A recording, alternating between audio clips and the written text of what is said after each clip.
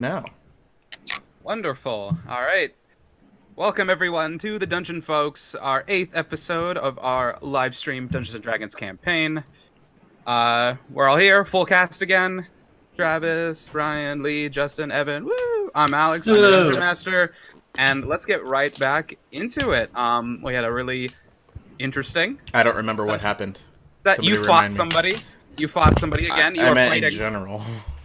Alright, well, you did some fighting. Flint is continuing to rise in the ranks of the fighting club. Everyone has split apart to do their own thing to get an invitation to this grand party in a few days and promptly rob people at this big party. Nice. First, they have to get invited. Everyone has their own plan to do that. Alexandris has gone off and met with Herib, the highest monk and the leader of the Holy Concordance. And to prove himself as her envoy and detective, she has given him a mission to investigate a house for a hanged man. Ori has gone off to speak to a wealthy dragonborn of the Spice Guild over in the bazaar, and convinced him to be sort of like his errand boy, his various worker for things. And she's met some interesting types. And earlier that day, this is still you guys have had a packed day. This is still the morning of is when Ori disrupted that cult and rescued that man. And you've met Alvin and the fun guy, and it's been a wild ride. Meanwhile, Merritt and Karnov have gone off and met the great musician Ziggy Starchild, and somehow, some way, got their way past the butcher's security and were able to convince him that they should be part of his entourage and music crew. And the way you convinced him was by giving him the Amulet of Royal Loyalty, which is the one big link to the missing princess of the city of the jungle. Who cares? Yeah. Tell me how you really feel about the campaign. No, not the campaign. Just that's my character's reaction. Who cares? Okay. Alright, okay. That's his mentality right now. Alright, and so once again we'll be doing some little like POV switching. So this will be the little visual representation of that. So keep your eyes out for that. And so we're going to start with Flint. And this is where you know sound check. Sound check. Flint. Am I blowing out the? Yeah, I might be blowing up my mic. Sound check. Sound check. No, you're good. Okay. You sound fine. Sounds fine. Yeah. You sound fine to me. Alright, we're good. So, Flint, you have just beaten this Goliath man in the big sand pits in the Hall of War.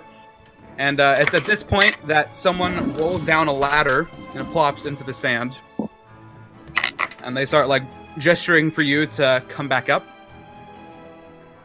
And Gorak Clawson, the sort of redhead, big burly man who's in this sort of like throne/balcony overseeing the pits, sort of decrees out into the hall, "Give him a break. We'll need it for the next bout."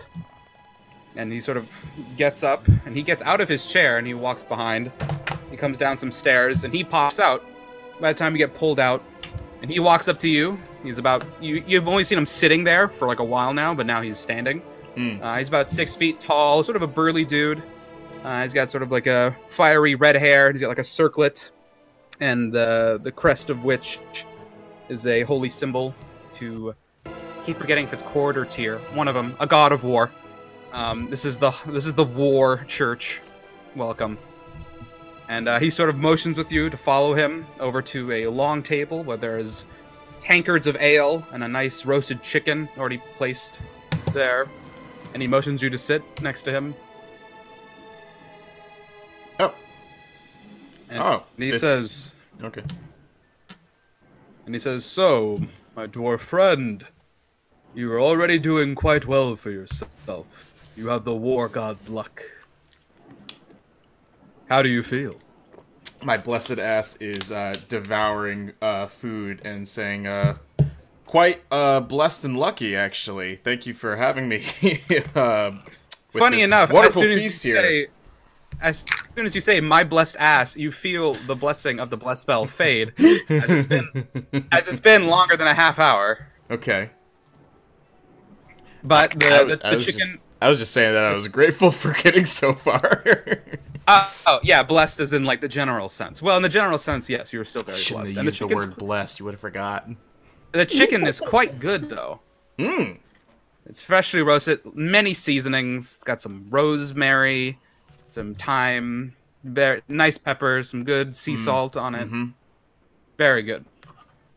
And you know, he sort of nods as he sees you digging in, and he says, "So, what brings you to my humble hall?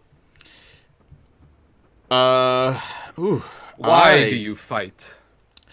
I am new to the jungle and am trying to make a name for myself, and the best thing that I know is how to do combat.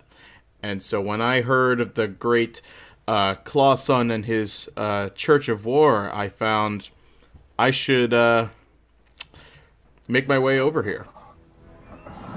This is good. I am glad that we have a reputation, and there is nothing more honorable than proving yourself with steel and blood.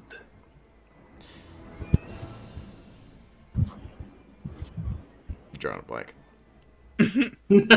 He Why also am I here? he swigs a big right. tankard. Oh, right. He actually drowns one of the whole tankers in just like one go, and like fists his belly and then lets out a huge burp. That is the kind of attitude I like towards beer. I mean, hey, it's not gonna drink itself. So, tell me. Indeed, he grabs a second. Yep.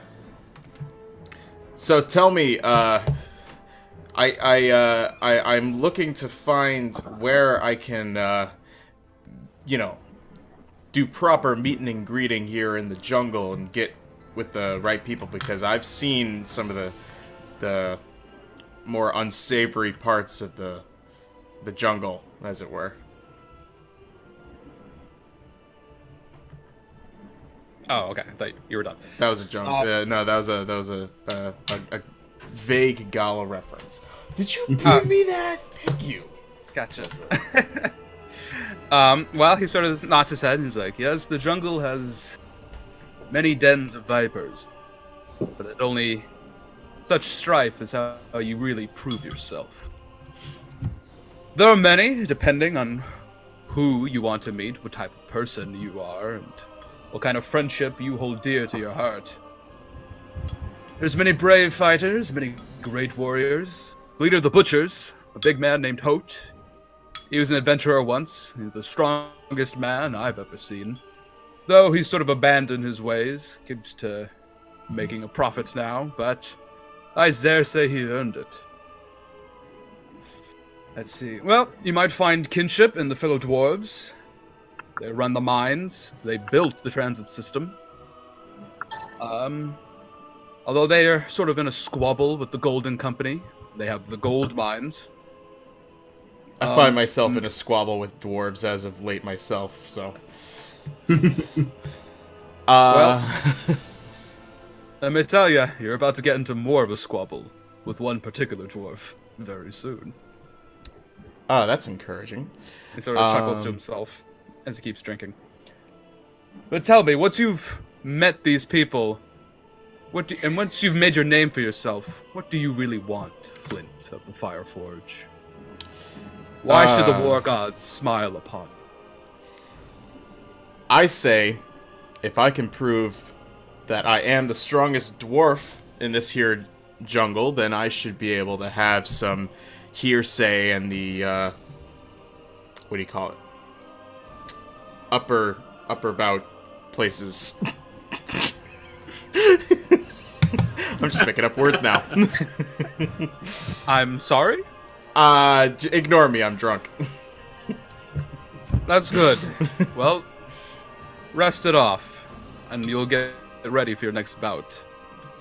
I expect great things from you, Flint.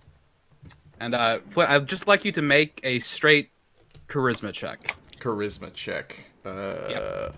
Dice. No. Oh, wait, yeah. Roll a d20. Yep. Sure. You rolled a 12. 12. All right. Now I know you can't lie to me. Okay.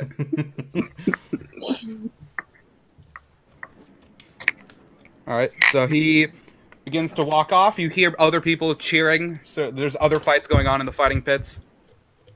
And this orc with one eye walks up to you and he says, "Your bout's gonna be ready in about a half hour. Rest up." Yeah, will do. Thank you. All right, and so in that time, you can short rest, so you can get your action surge back, your superiority dice back, and you can roll hit dice for your health. Do you remember how that works? No. Okay, well, you have your pool of your like 5d8s or Yep. 5d10s. Yep. And you spend as many you want. You roll the dice. You add your Constitution modifier to each dice you roll. You regain that amount of health. Okay. And so, for the sake of expediency, I can just say you expend 2 superiority dice, you're back up to full health. I mean, Okay. two hit dice, and you're back up to full health. Okay. And you got all your superiority and your action surge back. Okay. So, you're good. 34. So, while he's eating chicken and drinking beer, It's a good time. it's a good time. So, who should I start with next? Ori, you've returned from your interesting mission delivering drugs, for ashes, to Charkath, the large blue dragonborn who's sort of managing the spices here. And he's sort of scribbling around on some papers. He notices you just sort of, standing there waiting. And he says,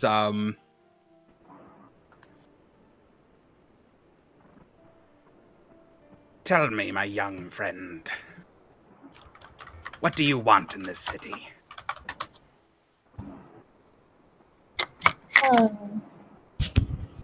That's a hard question to answer. As he strokes his scales. He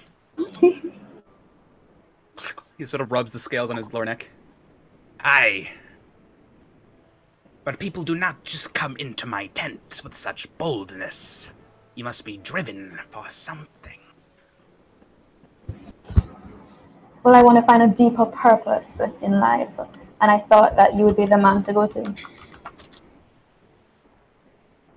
"How much do you appreciate coin?" My joys in life are spiritual, not by money. Then there's only so much purpose I'm afraid I can give you.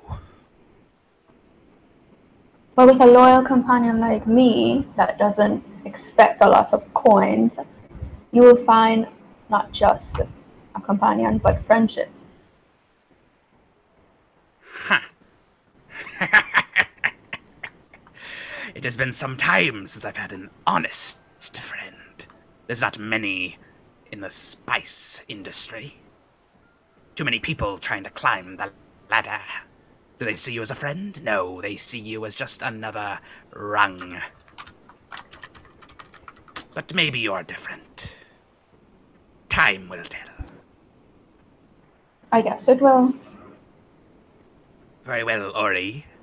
Or friend. I have one more thing for you. He looks out. It's probably about like 4 p.m. across the world for everybody right now. It's sort of almost sunset. He says, "Head to the far end of the bazaar. You must run this payment to a man before he closes up shop. You'll know the shop. There's many spears outside of it." Okay, may I ask what He the hands payments- you a scroll. Like a scroll Scroll of with paper. the payment? Indeed, it is a trust of the bank of the Spice Guild. Okay. Oh, you asked what the spears are for? No, not the spears, the paper. The scroll. Yeah, the scroll is the payment. Yeah, Okay. And is that all? that's all. But be quick. It will close up shop soon.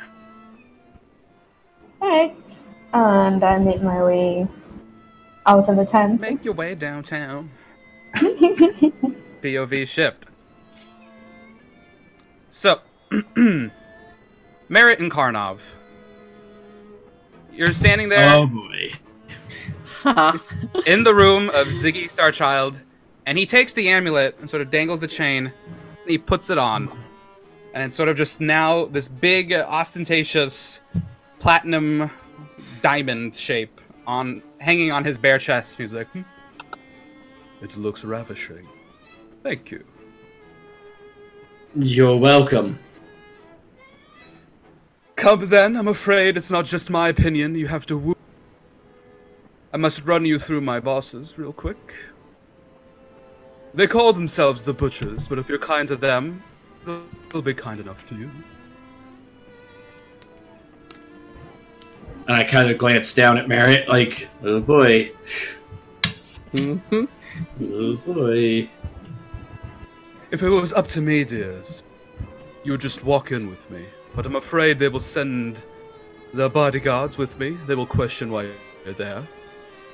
So, just make a good impression, alright? I think we can do that. Good. Your silence is not encouraging, Merritt. I'm thinking of a plan. I'm thinking of a plan. Just play it cool. And so he gets up and he puts on his leather jacket, and as he puts it on, all these little, like, the light sort of glints off all the millions of little, like, diamonds and studs on it. And then he reaches over to, like, on the wall there's several instruments, and he grabs one lute in particular and sort of slings it on his back. Like, I never leave home without it. So, come, follow me. And he walks out. As you remember, this is like sort of in this big warehouse. There's up a series of stairs. He takes you back down the stairs, into sort of down the hall, into another door. And as it opens up, it's into this wide, massive room. And there's just all these tables, and there are all these workers there. They're all really big and brawny types. The same sort of outfits of white shirt, burlap pants, belts, black leather boots, very utilitarian. And some of them are, sure enough, chopping up some kind of meat. You see red scales on one of the creatures, and another one has sort of like several tentacles where its mouth should be. And you get the feeling this might be some of the more like exotic and expensive meats that are dealt with here. And then some of the other tables are just... So they really are butchers. Yeah. Or do you say that out loud, or are you just saying that? That's just an internal observation. Yeah, they are literally butchers. Going back to our conversation. And there are some people looking over some papers and sort of pointing at things and like shaking their head and looking over there. And there's several doors sort of to your right as you walk down. Some of them are like closed off, and you hear more sort of like slicing sounds. And as Ziggy's following you or taking you back towards one of them, you hear loud like thwacking and some screams and grunts of pain. And he's like, "That's some unpleasant business. We should just quicken your step." And you just hear like, "No, that's my other tooth! I got 3 more!" And then continued.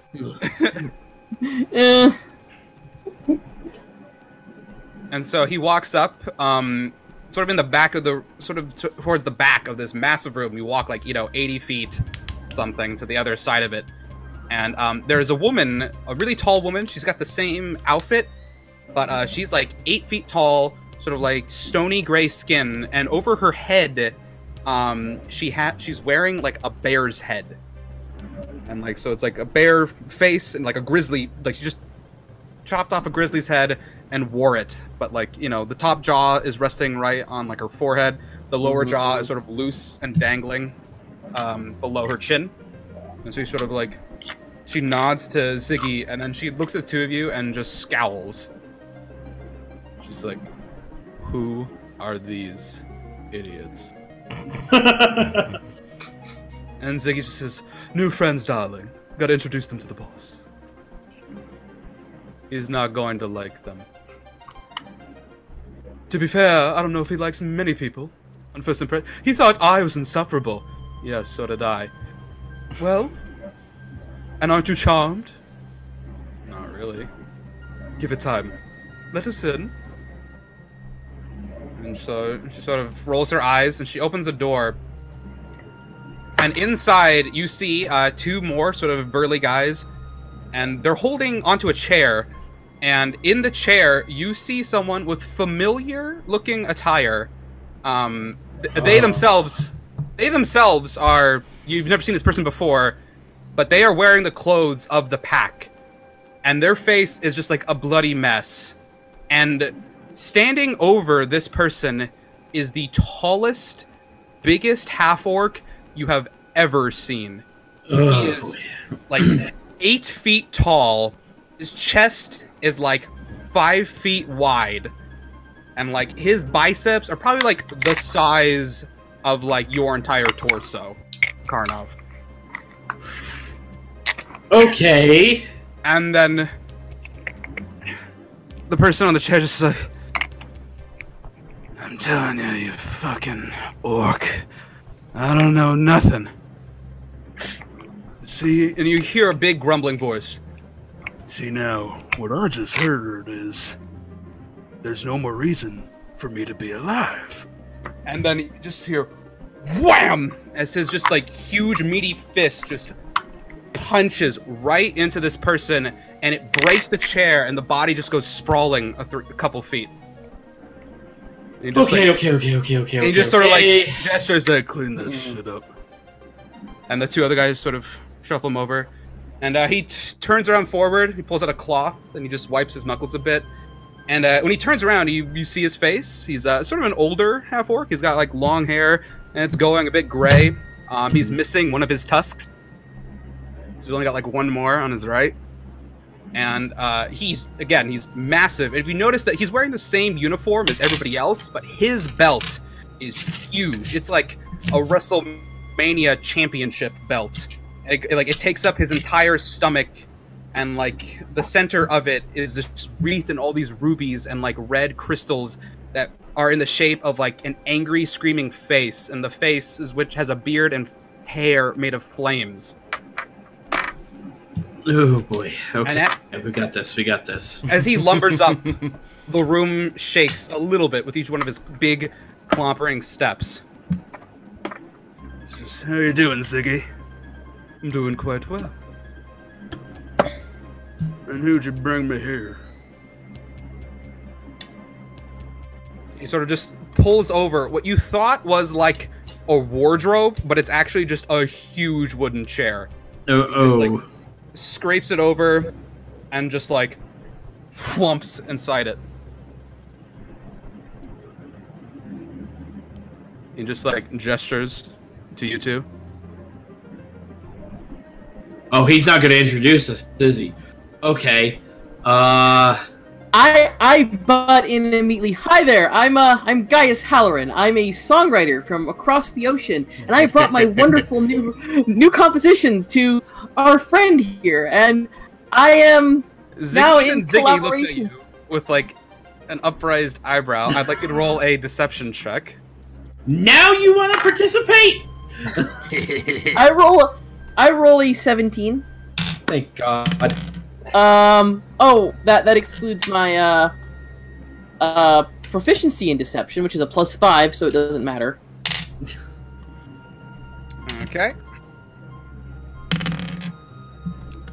All right.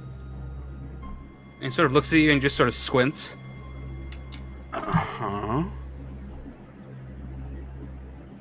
Yes, and I have entered into a collaboration with Mr. Starchild and my friend here, the Tiefling. Why don't you introduce yourself, Karnov? And I'm still like completely in awe of where we are now, but yes, my name is Karnov. I've become enthralled to Ziggy. Just kind of like, just that's it. Just I'm out. They're off. And Ziggy's still looking at you, Merritt, because you said your name like in front of him. So. Oh wait! When I get Karnov alone and tell him what I just told him. And so he's looking rather confused, which is like, yes, anyway, Hote, they're going to join me at the gala, and enhance my performance. With the okay from his security, of course. And he just looks Correct. at you and he's like, Really? Because I've seen the likes of these guys before. I don't know you personally.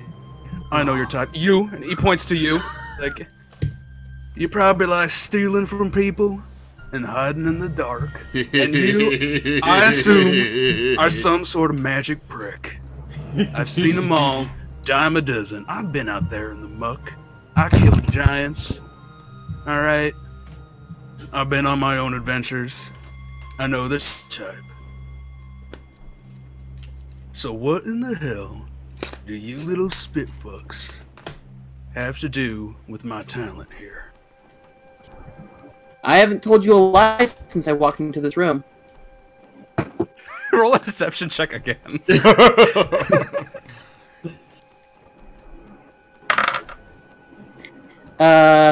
8 plus 5, that's 9, 10, 11, 12, 13.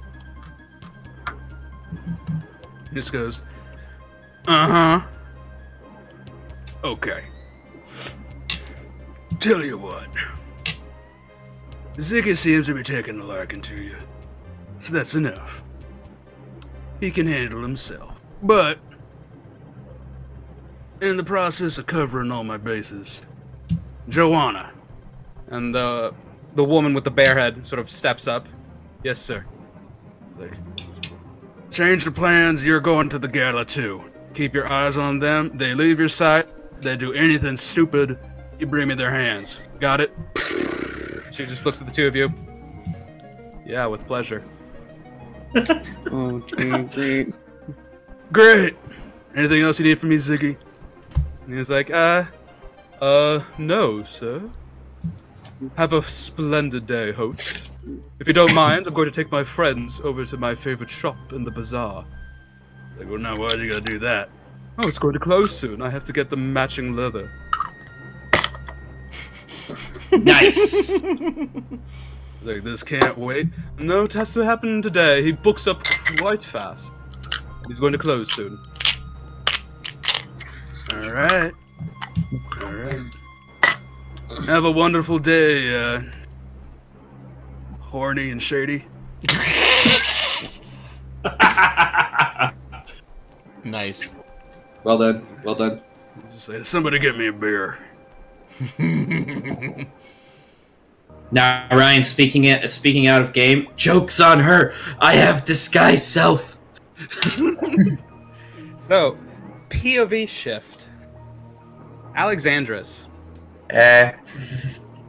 you've been given a mission to go check out this house that has been abandoned, or has been foreclosed since of a missing person case. A man who works for the Life Church, his name is Torin, and he has gone missing, and yet other people sort of around him, and also in the Life Church, have been receiving death threats from someone who calls themselves the Hanged Man. And there have been reports that people have seen someone that looks like a hanged man lurking about the foreclosed house. So you were given some directions. There is sort of like a condo complex tucked away in the corner between some of the churches in Religion Row. The sun is almost setting, and you walk up to the complex, and there is one house in particular where the windows have been boarded over shut.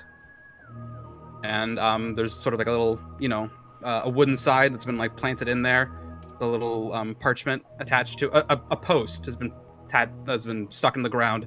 There's a piece of parchment that says, ongoing investigation. Only certified religious peoples may enter, or the crown, and so on. And so it marks it as the place.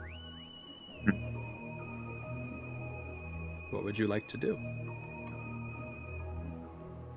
Am I able to go through the door at that point? Like, is it locked?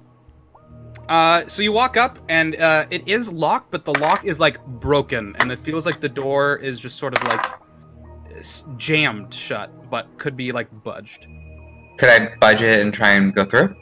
Roll me an athletics check. Okay, hold on. What number do I roll?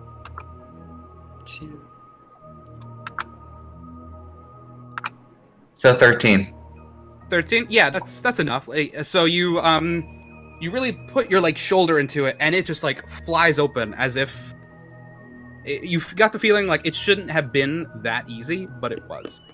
It looked more jammed than it actually was. And so you step in, and you can shut the door behind you. It doesn't lock in completely since you just bashed it open, but you know the sun isn't pouring behind you anymore. But at least I'll close it. Yeah. Yeah. And so you enter, and you see a narrow and dark, dusty entryway. Just to your left, there is a small desk and a mirror. And further down on that side, to the left, there's an open door. And the door is just like lightly knocking as sort of like the breeze rolls in from a window, sort of making it knock back and forth. To the right, there is a closed door. And ahead of you, there is a small winding steel spiral staircase. And then if you notice on the desk, there looks to be a bowl with some metal and a piece of paper in it. I think I'm gonna go to the desk and see what's in the paper. Okay. So looking at it now, you can see that there are a ring of keys in the bowl, and their piece of paper looks like it was some kind of notebook paper that's been ripped out. Would you like to read it? Yes, may I read it? Yes. So it has a fine written handwriting. It's a little bit crumpled up, so it's hard to make out. Although you do see that there is a different writing at the top of the page, and it is like in red smudges, probably blood, and it's in a much cruder handwriting. Like the writing itself, sort of just like glancing over it. It sort of details an account of how there's this one man whose name was Felix, and he was brought to the Church of Life for withholding his tithes and payments, and that he was going to be imprisoned indefinitely until properly investigating. And then later on in the entry, it reads that Felix kept shouting, it's a mistake," as he was dragged off. And then if you read the writing in blood, it says at the top of the note, "Remember its place." Okay. You got some spooky music, Evan? I do, actually. Nice. Okay. I think I'm gonna take the keys and take the letter with me. All right, so and climb up the spiral staircase. Okay, so you take the keys, and you notice that there are 2 keys. One of them is labeled 2, and the other one's labeled 3. And then you notice in the ring itself, the metal is like broken, and part of it is like bent off, implying that like one of them has been like yanked away. Okay. So did I go up the stairs? I went up the stairs. Okay, you go up the stairs, and so you see ahead of you, it's another small hallway. There's one door in front of you, and there's one door to the right, and the door to the right has another note sort of like nailed onto it. May I read the note? Yes. Once again, it is the same handwriting, and there is another message written in blood. So the note itself, reading it, it's talking about this man named Felix, and it reads that he's been sentenced, and how problematic things would be for the church if he was to be found innocent. And then the last line of the note reads, "Normally, good Sister Bree is given time to hear any heretic's plea and then defend their case, but in this instance, she was wise enough to a most urgent task that would leave her otherwise preoccupied." And then written in blood above the nail, read the words, "in the mouth." Damn. I think I'm gonna try and open the door if I can. Okay. You open the door, and you're met with just an awful smell. It smells like mildew and moss and mold and fecal matter. As you walk into a bathroom that has been long since declined, there are spider webs covering the sink. Over in a corner, there is a chamber pot that is been knocked over, and there's some sort of brown stain that emits from it. And there is a large, wide tub, and the tub itself is like almost filled to the brim with this green, completely opaque, brackish water.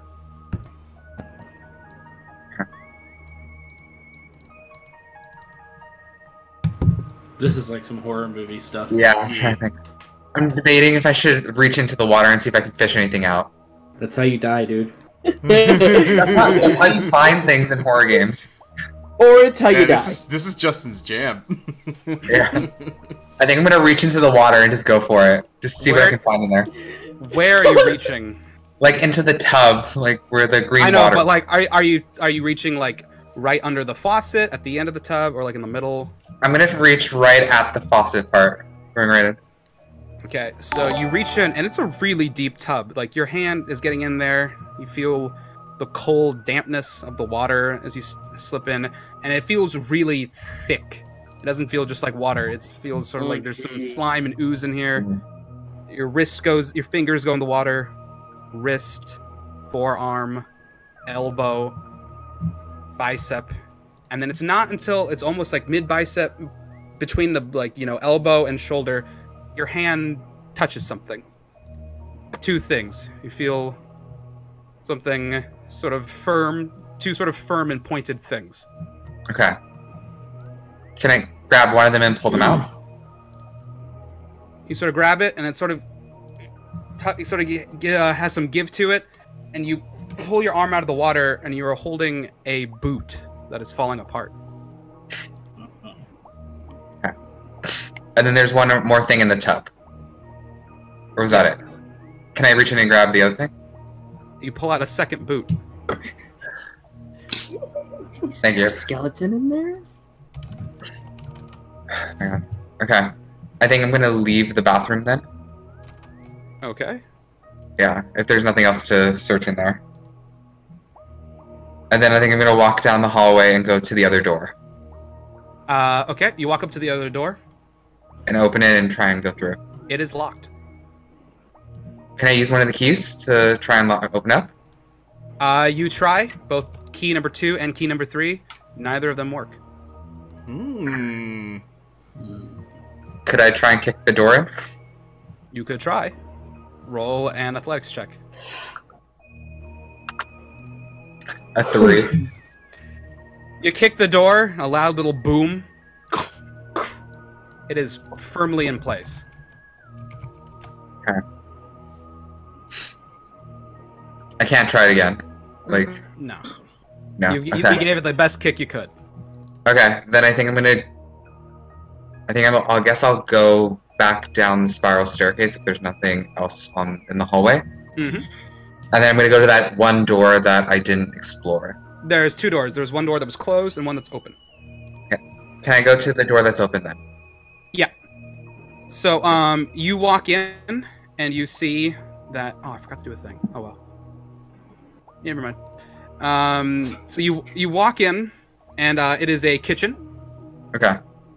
There are. I had a description for it. Yeah. So you see, there is a small pantry and larder, and there's a small little like metal like sort of stove, and it's a little cramped. It's only like 5 by 10 feet, or no, 10 by 10 feet. It's just like this little cube of a room, and there's just a small wooden table with a small wooden chair, and then on the table there is a book, which has many splatters of blood and several pages torn from it. Okay.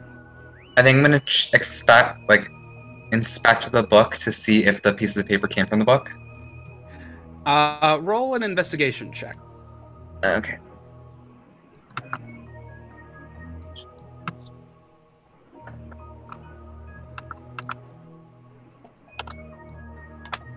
Uh, 11. Yeah, so it's easy enough. You hold up the notebook page to like sort of the missing pages, and sort of just comparing the handwriting to the writing that's in the book, and sort of like the rip creases. Yeah, the notes you have have been ripped from this book. Okay. Can I start exploring the pantry doors, like to see if there's anything in there? Yeah, you can look in there. There is some beef jerky and some apples that are rotting, a moldy piece of bread, some cheese. You don't really know what kind. There is a jug of some sort of liquor, and there are like 2 coppers sort of like tucked away in a corner next to a spider. Okay. I think and then I'll check the locked door then. I'll go back. Okay. If possible. Yeah. So you're going back upstairs or to the door that was closed? No, the door in the Right. the first door in the hallway that is locked that I wasn't able to go to. Okay. Yeah. Sorry, was that the one that was upstairs? Or was that the one that No, the one in the main floor. Okay, yeah, okay, yeah. Okay. So it is locked, but if you fiddle with the keys, key number 2 unlocks it. Okay. So I want to use it and go. Mm-hmm. And so you walk in and you see a shrine. And it's like a small closet. And just right in front of you, there is a small shrine with a holy symbol. And you notice, but your attention's instantly grabbed by there's all these pictures. There's all these like little painted portraits of people hanging, and a man standing next to them wearing a dark hood, a kabash. And all of these portraits are just plastered all over the wall, and they go all up and down. And you notice that next to the holy symbol, there is this dark hood. And on the other side of the holy symbol, there is another note. Can I read the note? Yes. So on the page next to the shrine, there is writing about how someone named a High Priest Aranis has changed. The man that you sort of can piece together, the man who's writing this is Torin, the missing person who you're meant to investigate. And Torin expresses worry that the usual sermons aren't what they used to be, that they seem much more somber and foreboding, where they used to be very breezy and inspirational. And then Torin details that he'll confront Aranis about this later that evening. And then the next entry right after that, where he says to confront them, there's an entry that's just really short, and it just says, "We met, and Aranis explained everything. I now see eye to eye, and then once again, eye to eye. We have a lot of work to do." And then written in blood at the bottom of the page, it says, "Of the..."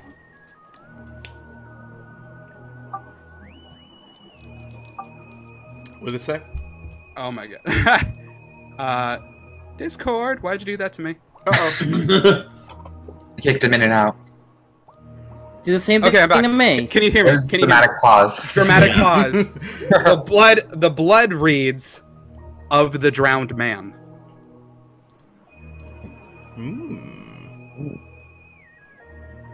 Can I do a history check to know if I know about the drowned man? Sure. Okay. Let me.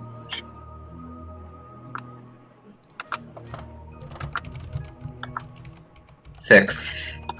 6. Ew. You don't really recall anything called the drowned man. No. But you could I have all do- you have your 3 notes. Number 3 notes. Okay. Could I do a religion check about the holy symbol that was Yes. at the shrine? Yes, please. Okay. Let me just check this. This is all creepy. 21. So you notice right away that this is a holy symbol to the sun god of Pelor. And so it's like this like circle, and it's got like all these radiant sun rays, sunbursts that are coming out of it. And normally it'd be indistinguishable because like it's sun rays, but you know at what angle precisely it needs to be at. And this holy symbol is upside down. Oh. And you're actually looking at it behind it. There's a little clay figurine that's behind the holy symbol. Could I pick up and examine the holy symbol, like the figurine? Yes, it is a figurine, and it vaguely resembles a baboon with 2 heads. Huh. Okay. Curious. Curious, sir. I don't know. I don't know what to do at this point. Well, just roll a general knowledge check. Okay. The intelligence check. Intelligence check? Okay. Yeah. And that's just a d20. Yep. Plus your intelligence modifier.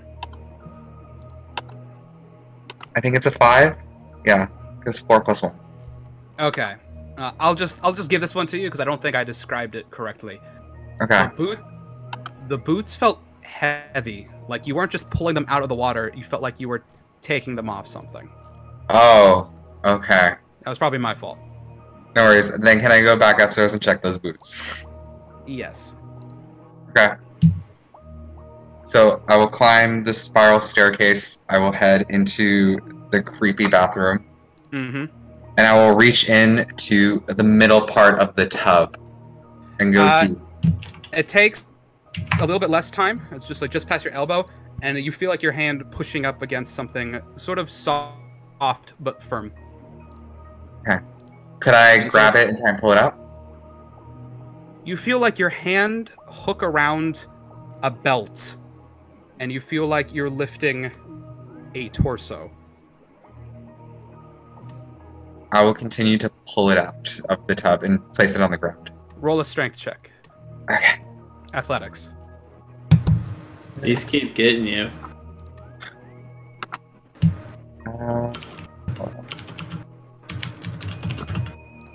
17.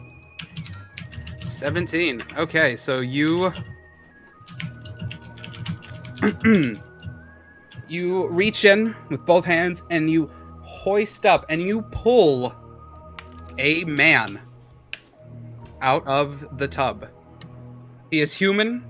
He has gray skin that is sort of like wrinkled and starting to rot, and his face is just eyes glossed over, dead and slacking. The face is beginning to like puff up, and you notice the back of the head, there is a chunk of it missing. That's And scary. And his mouth is just like puffed up and Where? At this point, can I use one of my spells to detect good or evil? If that makes a difference? yeah, sure. And that's just a d20, okay. What spell are you casting for that? I think I was gonna detect evil and good. All right, go for it. And that's a d20, okay. Mm-hmm. 11. Okay, let me check it. Detect evil and good. Oh, you don't have to roll anything. Oh, perfect. You just know within 30 feet of you, if there's any aberration, celestial, elemental, fey, fiend, or undead. And so you're concentrating it, and Yeah, this oh, is some interesting. big You sound, also yeah. know, similarly, you know if a place or object within 30 feet of you has been magically desecrated or consecrated. That's interesting. So you feel below you in the closeted room that, yes, that holy symbol has been desecrated.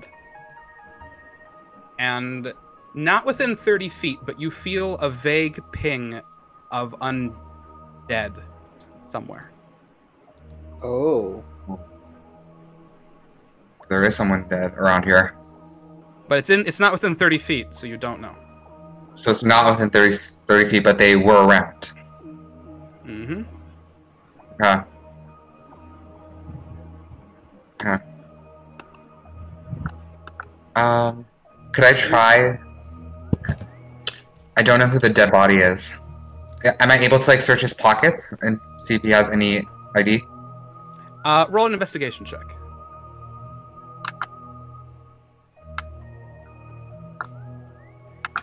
This is intense. 20. 21. 21. 20. Oh, So wow. he has nothing in his pockets, but you looking at his shirt and his pants and his belt with a 21, you notice his outfit is the exact same as the man in all of those pictures that's in the closet. The one who was hanging all the people. You found a killer. I found a dead person. Okay. And you do know that Torin was a worker for the Life Church. And that, I forget if she told you this or not, but looking through the notes, you would have known that he was their executioner. So this is him. So didn't know the executioner part. So maybe if he is the dead person, then maybe that guy who was meeting with him and the priest in the life temple may have killed him. Maybe.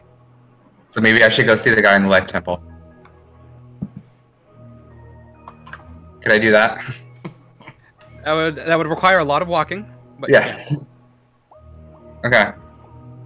So I think I'm going to leave the bathroom, Okay. and then I'm going to head down the spiral staircase. Before you get to the end of the hall, you hear footsteps. Oh, dude! Right before you said that, we got a message in chat that said that the campaign was 100% haunted. Jesus. You hear footsteps from behind the locked door. Oh, shit. Okay. I think I'm going to go check the locked door then. To see. Like, I'll walk towards the sound. Okay. This time, could I try to open the door again? No, but you do notice, like, there's a small slit that's open in the metal. That's sort of been, like the eye hole has been opened. So I can look through the eye hole, or is it like the eye hole's looking to me, or me into the eye hole? It's two ways. It's not like a hotel eye hole. It's like one of those little like I forget what they're called, but like, you know, medieval times they they slide the thing open just to peer outside. Yeah. It's one of those. Could I? This is gonna act weird. This is gonna be weird. Could I light the door and then look through the eye hole? So you cast light on the door and it brightly shines, and then you look through it and you see a room, you see a table, and so you see a table and a chair, and there's like a little like wardrobe, and there's a window. It's brightly illuminated, and since it's so brightly illuminated, you can see that there are fresh, wet footsteps that sort of go from the other side of the room you can't see towards the door, and then back around. And if you're still concentrating on your spell, that undead is within 30 feet now. It's the Walking Dead. It's someone dead. Oh my god. Combat! Combat! In your head, in your head. I'm trying to see if I have a spell that can work with the undead. You are a cleric, so you have several options. I know, I'm trying to... actually to turn undead or not. Burn the entire place down. I can't try and break through the door again. You can try, but it'll be at disadvantage.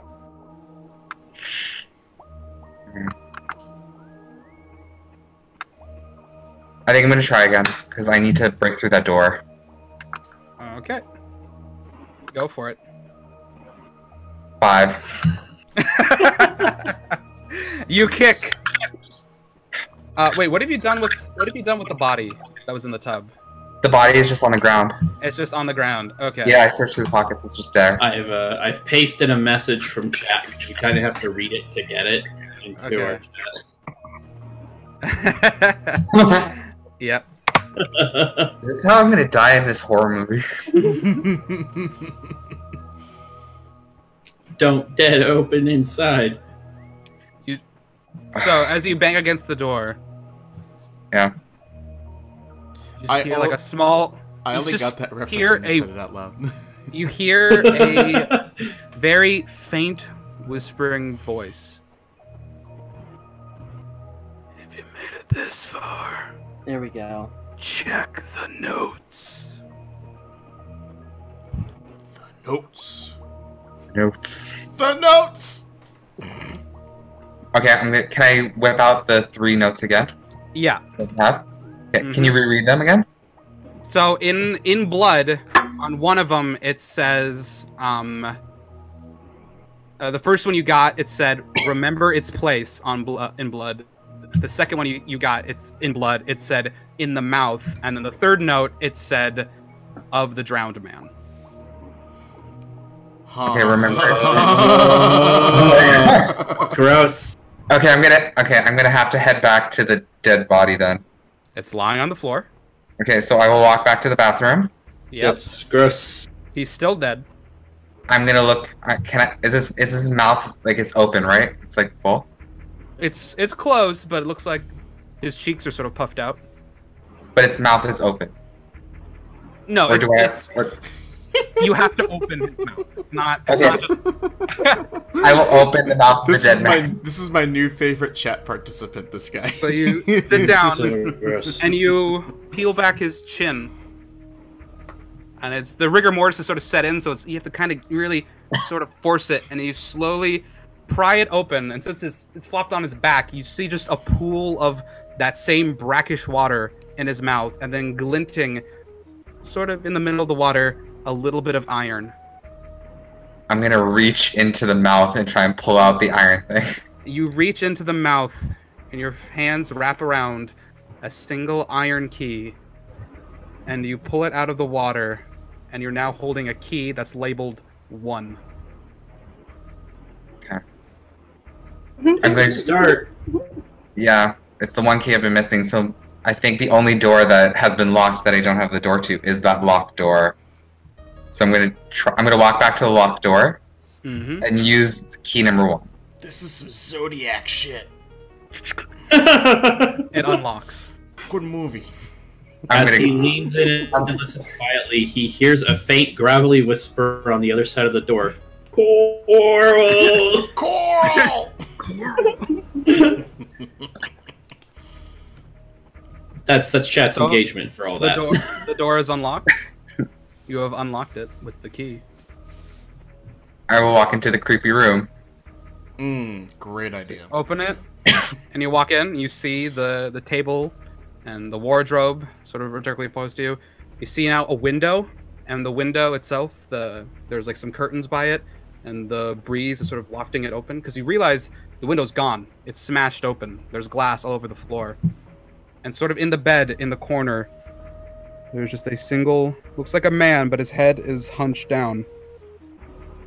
And you look around his neck, there's a rope dangling down to his waist. Oh no. And you just see a hand sort of force it up. And you see a gray face under a hood and eyes burning orange like fiery coals. And you hear a voice in the back of your head. One that's familiar but far away. It's a voice that you don't recognize as actually speaking words, but one that sings to you as you pray. And it just says to you, Alexandris, his name is Felix Thorncutter, and he is one of the 3. What does that mean? And my God. You remember your quest and why you've been sent to the jungle in the first place. And he just looks at you and he says, "Oh, that you shouldn't be here, priest." And he says, he starts stepping towards you. "You really shouldn't be here." I raise up my crossbow. POV shift.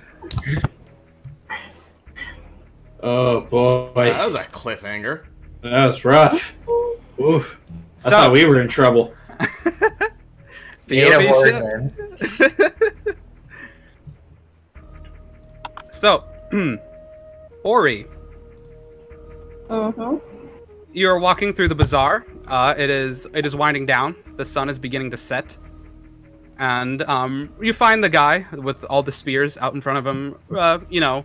Sort of just as Charkath instructed you, and he looks like he's closing down shop. Easy enough to find, and you can hand them the paper if you so desire. Yeah, I go ahead and hand him the paper. He just says, "Oh, I didn't know Charkath has more hired hands. Good for you. Probably good money. Have a I good don't day." Well, before he leaves and Yeah. everything like that, I say I don't think of myself as just another hired hand. Well, nobody does. Have a good day. Well, could I buy one of the swords that you have? We're wrapping up shop, but yes, are you interested in a? I see you carry a spear yourself. I have here a glaive. I have a lance. I have a halberd. Any of these up to your speed? What's the cheapest one you have? I'm afraid the cheapest are about the same sort of spears, but they kind of look the same as what you got going there. So, I mean, if you want one, they run you about. As he starts looking and thinking. Oh, I don't know, a spear. It's probably about 1 gold. Hmm. Well, I'll probably check back another time. Very good. Have a good day. And so, as you walk back through the halls of the Grand Bazaar, it's less crowded now. It was like when you first got here, it was a huge hustle and bustle. All of these people coming and going, and just like crowding the streets. Now, there's some leg room. There's some breathing room. There's some people sort of clearing out. There's multiple stands, and then you get to a segment where there's basically no one. Oh, It more feels creepy. much emptier than it should be. And it's at that point that you see someone with a hood, and a sword at their side, and a bow and arrow strapped to their back, sort of just walk out into the middle of the road, sort of in front of your way. And he he just shouts at you. Actually, he doesn't shout. He roars. A loud, rumbling tiger roar. Oh. And he just says, "Heretic. Is this the one?" And you look to your right, and you see a familiar woman. A woman you sent sailing into the ocean this morning. He should have died. No. No. And she walks up and she says, "Yes, this is the hero. The heretic. He will learn." The one in the hood starts saying, "He will learn the price of interfering with Nakresh. Fear it!" And he whistles. And then there are 3 more men with hoods who sort of crawl up from behind various stands, and they begin to surround you. And then you hear there's some other passengers or there's still some other bystanders here, and they're like, "Wait, what's going on? What?" And the man with the bow just knocks an arrow and goes right into that person's throat. And he begins, and the woman who was with just begins screaming. And then he looks, the person just looks at you, and you see sort of cat eyes beneath the hood to you, Ori, and just says, "Long live Nakresh." Oh, POV oh, shift. this stuff. We warned that you. We guy. warned you not to mess with the cultists. POV shift. So, Merritt and Karnov. Howdy. Shopping spree. You went off with Ziggy. You went over to a train station, and he also had a lifetime pass.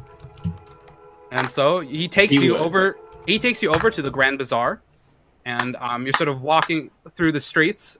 This is taking place a little bit before everything with Ori. The sun's beginning to set. He takes you to a fine leather shop. And he sort of argues with a man, and he says, he points to you, Merritt, and he says, "Blue for that one, and then red for the man and the man in white." And then, "I dare say, my dear," and he asks you, Karnov, "are you actually capable in leather, or should it be fake? I don't judge." I can't answer that question accurately. Will it impede your spellcasting in any way? Would you say that you are proficient in leather armor? I don't think I am. I have to double check. Red pleather, then. Red pleather, then. Let's do that. I don't think I'm proficient. I gotta check. And so he sort of gives an order to a man. He said, It is quite fortunate that we made it here just in time. It's about to close. At that point, you're walking through the streets, and there's less people, and people begin screaming and running away. And Ziggy looks around, and he's like, "What's this?" He starts pushing through some people, and if the two of you follow him, sure enough, you see Ori standing in a courtyard, getting surrounded. And Ziggy just turns and he's like, "That man is being accosted. We must help. We can be heroes." Wait, so he wants us to save the man? The Dragonborn man. Okay. Okay. I was confused. Yes, we shall definitely help. And pretend we have an acquaintance. Know this person. Yeah. All right. He's like, "Come then. I haven't fought in a while, but it shall be interesting." So, POV shift. Oh. Flint. Yes. And so at this point, the half-orc, or the orc with one eye, walks over to you. He's like, "It's time now, buddy. Ready to fight again." I think I'm refreshed enough to give it a go. How you feeling tonight? No, I'm feeling great. This is gonna be a good match. There's always over, and there's like half of the people around the ring are sort of chanting, "Flint, Flint, Flint, Flint." And so they let down a ladder, and you walk down, and you see a small figure already there in the sand, sort of on her knees.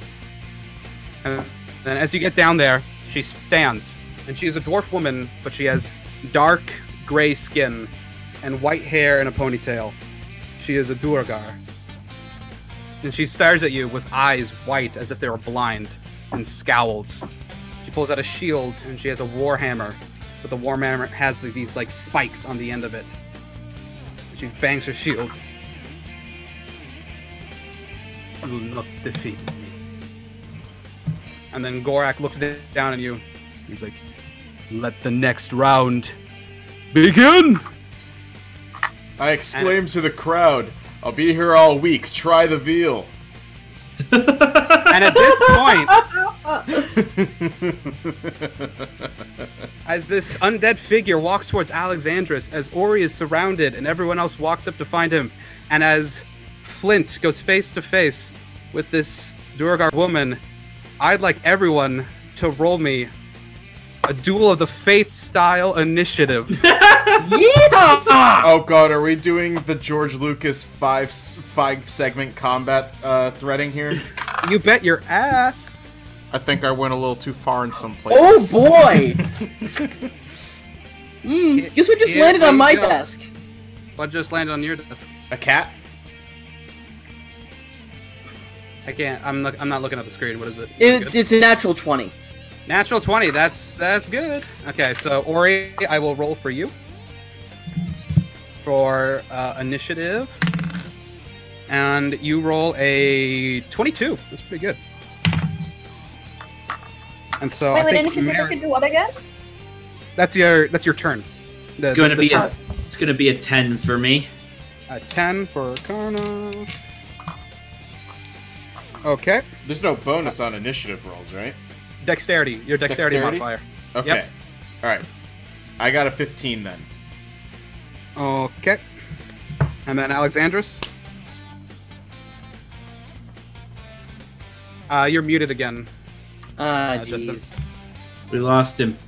No! No. Hold a number. Hold your dice up to the thing, and I'll just let him know. 15. Okay, yeah, it's okay. We got him. You can type your actions to me. Okay, wow, this is gonna be... I don't know why I did this to myself, because it's gonna be a cluster! But here we go. You done got a mess now. I'm excited to try it. Okay, we made so a mess. here's the dealio. We have our 3 separate storyline battles going on at the same time. Oh my god. Flint, here's your sand pit, and this is your opponent. Wunderbar. The Duergar woman. There she is. She does not like me. Here you are. Alexandros, here is the bedroom. Here is the undead figure. Here is you. He's sort of lumbering towards you at this point. And then here's the sort of big street battle. There's all these little vendors and like bodegas that are here. Ori, this is you. You are being surrounded. These are some people with scimitars and hoods.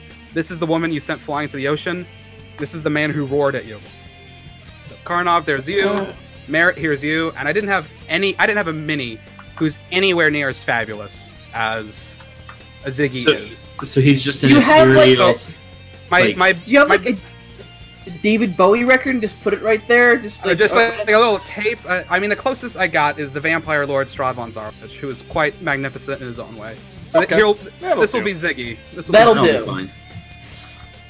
Okay, and so Paint him with glitter or something. Merritt, it is your turn first. All right. I am going to shoot a bolt from my hand crossbow into the head of the nearest cultist to me. Okay, so the back of the head of this guy right here. Indeed. Okay, he has not noticed you because his back is turned, so you will have sneak attack and Very advantage. good. Go for it. Oh boy. All right. So what do I roll first? Hooray! D20. Do So- things. It's always that D20. D20. That is an 18. That will hit. And for sneak attack, I have a 2d6. So what do I roll alongside the roll for the crossbow? It's also a D6, so roll 3D6. All right. 5, Mm-hmm. 3, Yep. and a 2. Okay. So, good for you. Just one shot. Hits him in the back of the head, and he falls over. And at this point, as he falls, the man in the hood sees all 3 of you and says, There's more. and you have your move action if you would like it. I don't see any reason. I don't see It's any like, reason to move. there are people to hide behind. There are several. There's like barrels and stuff over here. There's a little kiosk. Also, Hiding behind things is the old merit. I'm fine where I am. Oh my god, I can- character depth. I can dig it. I can dig it. I knew mocking him would work. Okay. Well, in that case, Ori, it is your turn. Here you are. There was one person who's fallen to the ground dead, and you turn behind you, and you see Merritt and Karnov and a beautiful man with a pompadour and an amulet. A familiar-looking amulet on his chest. Hooray, back up. But these other people seem to be closing in. What would you like to do? First of all, I want to send like the little not wooden, rock splinters into the guy who was roaring at me at first. Because I can do that, right? Yeah, you could make like your little, as a element cleric, you can make like a little bit of piece of the element, and I guess you can just huck it at him if you'd like. Yes, splinters, but to head to his eye, for his eyes. Go for his eyes. Okay. Mhm. All right. Interesting. Yeah, roll an attack roll. Yeah, I don't have to. Alright, then I will get your stats up here for you. So, let me pull him up. This is the problem with lots of people. I have to keep flipping through the book. What's your AC? What's your AC? Okay. You roll a 6 plus 5. That is an 11. But that will miss. So you go and you make this little rock and you hurl it at this guy's face, and he just dodges it. And sort of just... It almost like tugs his hood back, but it doesn't quite yet. And just sort of like smirks at you from beneath the hood.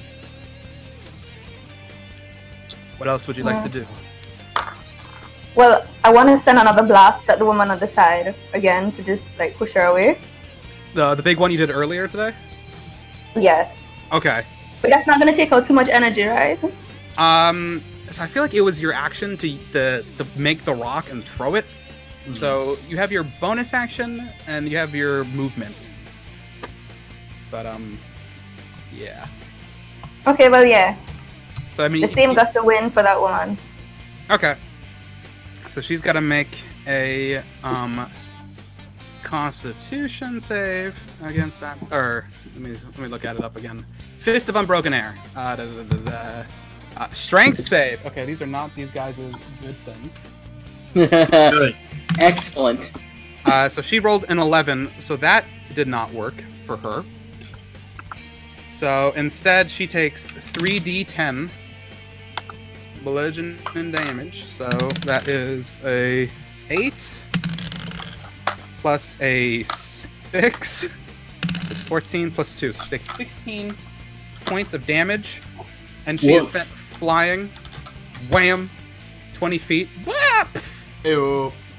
Actually hits a building, sort of right there. Light as a feather, that one. So, is she dead this time? She is not dead. As you send her, as you blast her off, she hits the back, and she's just like, "Oh, I forgot you can do that." How far do you have to throw her to kill her? This is the second time. She is looking pretty hurt, though. That was not... She didn't just tank it. That was, you know, that brought her down a peg.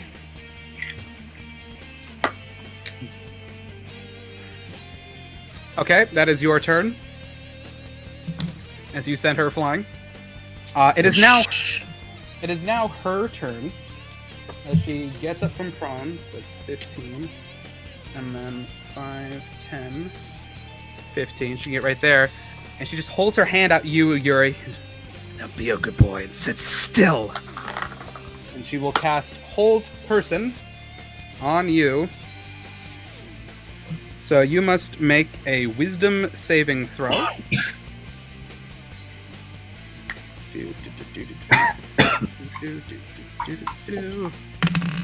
And you roll a 20. So it does not work. Yay! And so she reaches her hand out, and you feel your muscles sort of lock in place for a second. And you flex and you shake it off. And whatever was trying to sort of like, you know, like grip its vices on you, you've shaken off, and she sort of pulls her hand back, and she's even more angry at you. It is now the man who roared at you. He just looks around. And he fires off 2 arrows. One at you, Ori, and then one over at Merritt. With his longbow. So...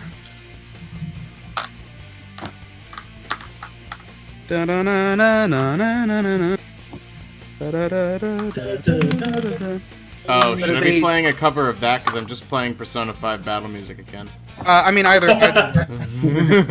That is a 10 to hit you. I don't think that hits your armor. So an arrow sort of just whizzes by you. You sort of duck out of the way. And he fires off another one. And that will be an 11 to hit Merritt. I rolled a 16. Well, I think your armor is a... It does, yeah. Yeah. I'm good. Okay. So both of... Man, he can't roll for crap. He fires off both of his arrows. And they go missing. He sort of snarls at you. So, Flint, you witness the dwarf woman staring you at the face. Yes! I mean, oh no! And she disappears. Disappears? And you see some sort of like footsteps in the sand. Oh. Oh. Are they supposed to do that? And you hear people laughing in the crowd. Okay. Alexandris, it is your turn. Can I shoot a crossbow? You can. Oh, you hear me. Great. Okay. I'm gonna roll. 5. 5? Yeah. 5 total?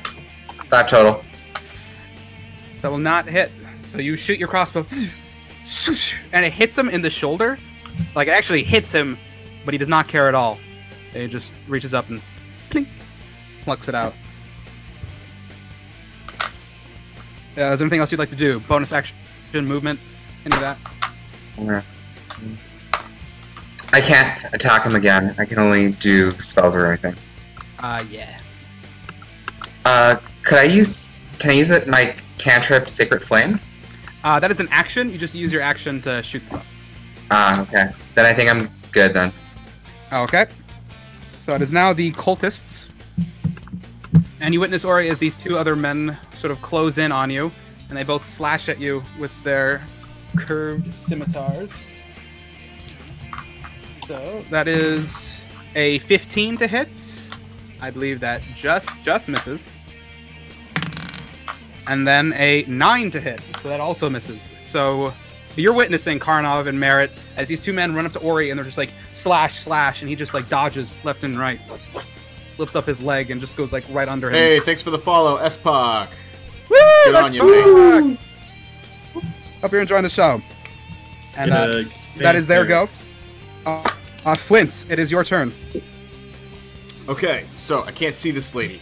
Nope. What can I check to potentially... well, I can see footsteps. Would a perception check help me here? Go for it, yeah. Maybe. Alright, worth a shot. I'm gonna say that's bad. 1! You are so amazed that she just disappeared. And the audience will probably continue to laugh at me as though this is a joke that I'm not in on. You're wondering if you're in a dream, because is this real? You don't even know, and so you just sort of stand there, utterly confused. Great! Amazing. Excellent! Amazing. And that's my turn, isn't it? For the natural one, I'm afraid so. Oh, jeez. Oh, jeez. Oh, dang. I swear. Oh, man. Oh, jeez, Rick. Oh, man. Oh, jeez. Alright, no, we're just gonna do this the dumbest way possible, okay? 'Cause that's your way of doing it. Alright, it is now Ziggy's turn. Ooh. And so he pulls out his lute. And he says, get ready to be inspired. He starts Change walking the music now. Give him his own, like, Bayonetta-style attack music. He starts walking forward and strumming the guitar. And as he strums the guitar, like, light begins emanating from the strings. These little strings of light shoot out of his physical 8-bit version of Let's Dance. And they start... Perfect. Yep, they start wrapping around him, and he starts singing, "Let's dance, let's swing," and like as his voice radiates out and through the world, Ori, Merritt, and Karnov, you all feel like this is the best day of your life. You are just ready to get in here. All three of you get 5 temporary hit points, and you have a free movement right now. Not even though it's not your turn. I love bards. All right, I'm going to shoot another. No, you don't have an action. You just have a movement. Like you can walk around. Oh, okay. I am going. Oh, wait, to... actually, that was just his bonus action. So he will continue walking forward, and then he will strum his guitar, and this little speck of light flicks out. And it detonates with a little sonic blast right there. As he casts Thunderclap right between those two guys. And that guy has to roll nat 1, so he fails that. Oh, jeez. And then, as far as Mr. Roar friend. That's his name. That's his canon name. Official name. That's what I. Okay, yeah, sure. Mr. Roar rolls an 11, so he also fails that. If we ever get a wiki out of this thing, I want to see Mr. Roar friend. Get an article on our wiki, yeah. I swear, Alex, you need a Mr. bestiary Roar attached to the landing page on the site. Alright, they both take 8 points of damage. As this guy is just brought down to the ground on his last leg. And then Mr. Roar Man is not happy as this sonic wave smacks him in the face. And as it blows back his hood, you see that he is a human man, but he's got some like whiskers coming out from his nose, and he's got cat eyes. Oh, so he's putting out fire with gasoline, huh? Okay, so Ori, you now have 5 temporary hit points. Karnov and Merritt, you now have 5 temporary hit points. And would anybody like to move? Yes, I'm gonna move closer to Ziggy there, because he clearly has the firepower. Yep. I'm gonna move just kind of a diagonal behind him. Okay. Yeah, like that. All right, Can I move Ori. the guy who's down though? Like behind him and use him as a shield-ish kind of thing? Yeah, you could probably hunch over. These guys will get opportunity attacks since you're leaving their range. But so you can stay in place, or you can choose to whatever.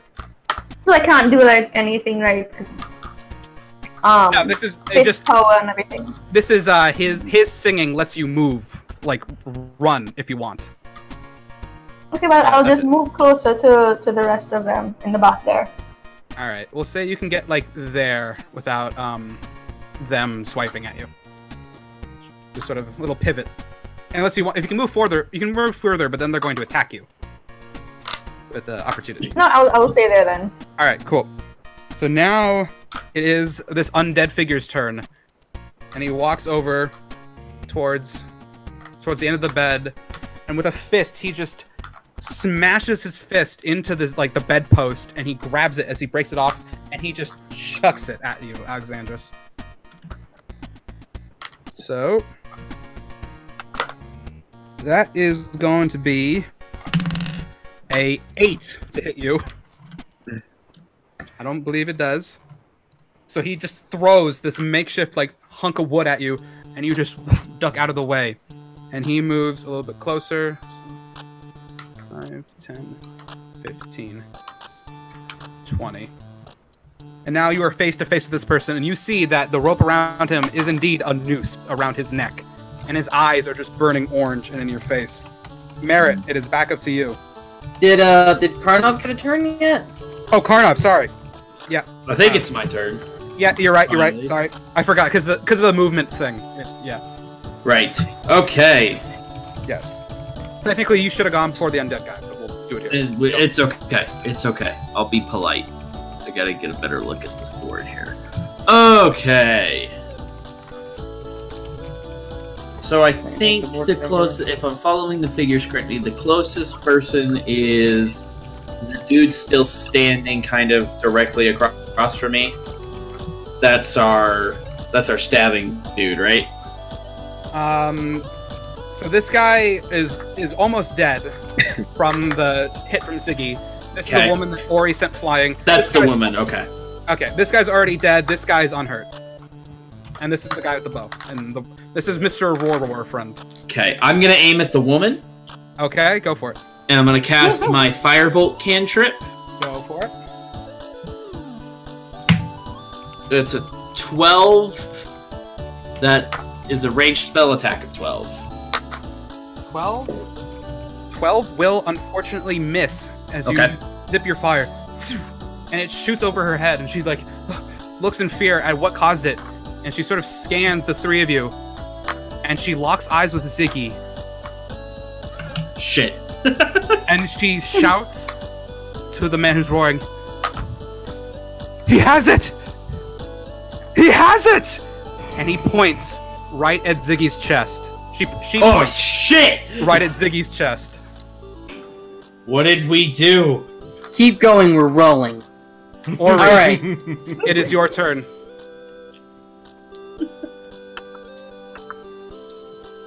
It's up to you, Ori. You got this.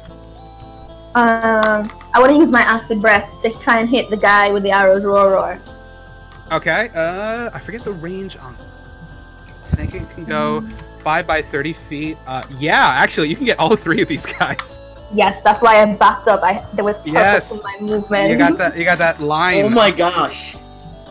So you watch as you see like Ori's throat begin to bulge, and then all of this projectile bile just shoots out of her gullet and sprays like a fire hose against all three of these dudes.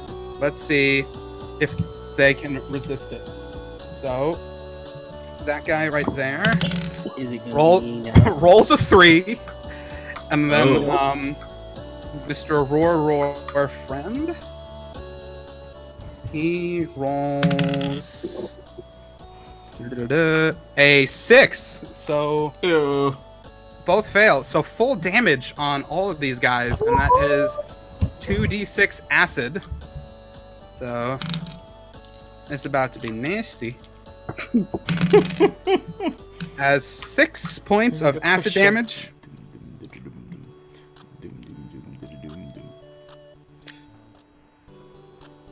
Okay, and that guy is at that. Yeah, these guys are punched. So as you vomit out all this acid breath, it just sprays in a line. This guy gets coated, but he sort of like ducks out of the way, and his shoulder gets like torched. But this guy takes it straight to the face, which dissolves, and he screams and falls over, completely dead.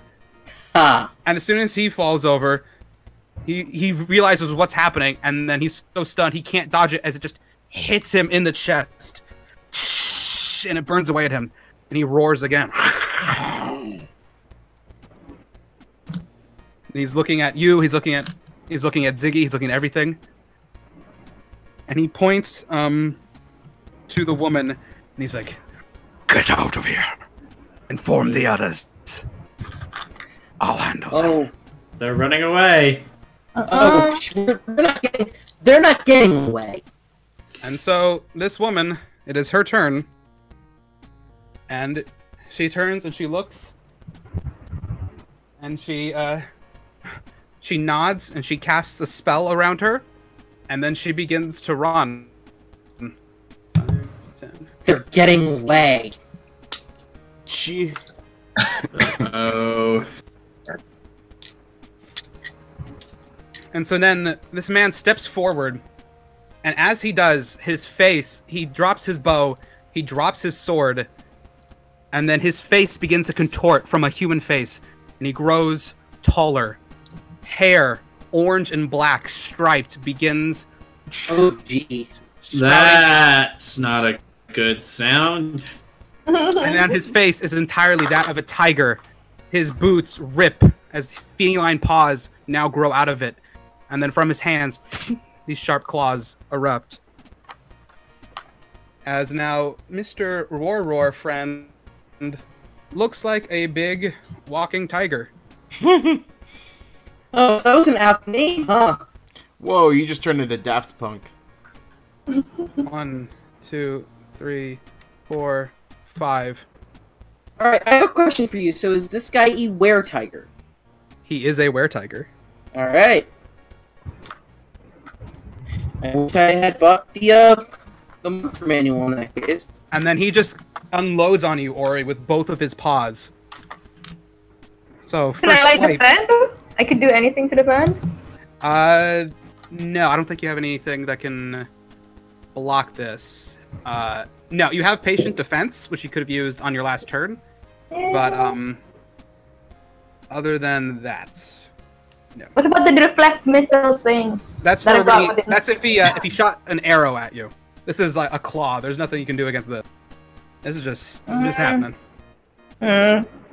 So that is a 21 to hit, and then a 13 to hit. So the second one will miss, but this first claw just rakes out against you, and so you take 6 points of slashing damage. But you have your temporary HP, so you only take 1 point of damage because you had 5 temp. So now you are down to 23 HP, and I'll update the thing. So you feel just these claws sort of rake against your scales. And now as this giant tiger man is just staring you in the face. So, Flint, Yeah. at this point you hear a "Ha!" as a 19 hits, and I believe a 19 hits you. Yeah. Yep. Ooh, right in the kisser.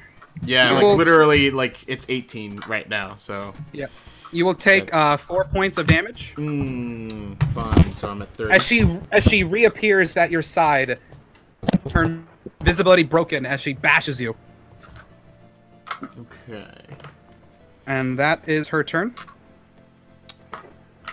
Now I got my turn, and I still can't see her. I'm completely oblivious to her. Not yet. No, you can see her now. Oh, the visibility went away as soon as she attacked. Okay.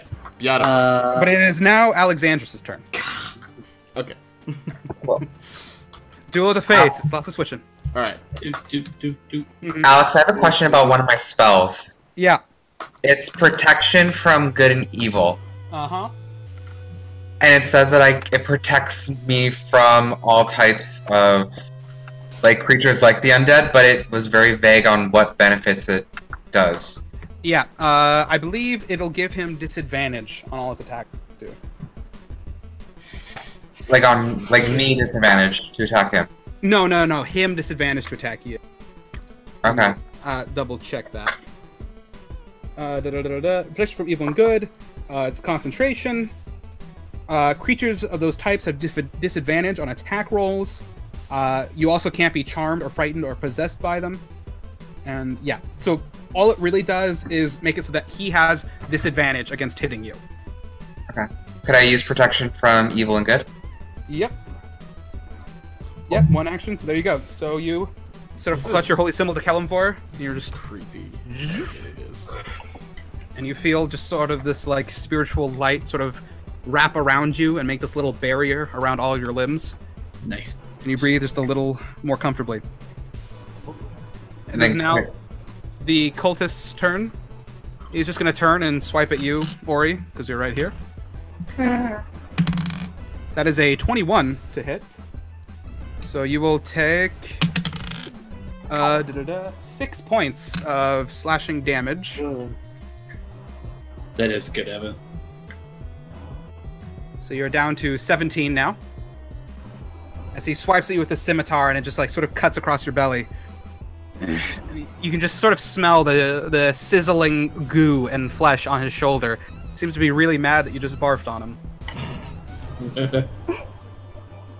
Flint, now it is your turn. Okay, sorry about that. Alright, so I'm thinking I am gonna... What kind of weapon does she have? She has a warhammer, but it looks different. It looks like a Durgar make. Okay, alright, so... Alright, I'm gonna go with my long sword. Okay. Are you one-handing it, so it's like sword and shield? Yes. Yes, that way... Okay, that way you're 18 AC. Good to know. Okay. 18 AC, that way. Yeah, because I don't know what that thing's gonna look like. Alright, so I'm gonna roll D20 for initiative on attack. Yeah, roll that attack.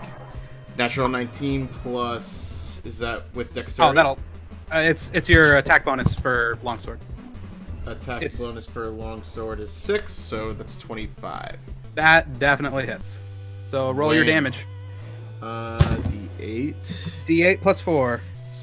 5. 5. Was that on the dice or that total? That's total. Okay. I know. So you cleave at her with her sword. She sort of takes it right in the belly. She's just like... just sort of... Scheißmann. Stop swearing at me. No, you actually recognize that she swore in German. Not German, but yeah, German, but Dwarvish. She talks in her sleep. And she called you a pathetic man. Dwarven insult. Travis, we can't hear you. Was Travis talking? Nobody can hear anybody. Travis was talking, we can't hear him. It is Hello? now... Yeah, Okay. yeah, his mic muted. Yeah. No, that was a really bizarre reference. What, me? Yeah. It's because the Last Crusade was on cable yesterday. It is now Ziggy's turn. It's the Jones boys. It is now Ziggy's turn, and he is going to run up and leap over the body and land on his knees and just strike this huge power chord and send out a thunder wave against these two dudes. Nice. I can do that too. Maybe not as cool, but I could do it.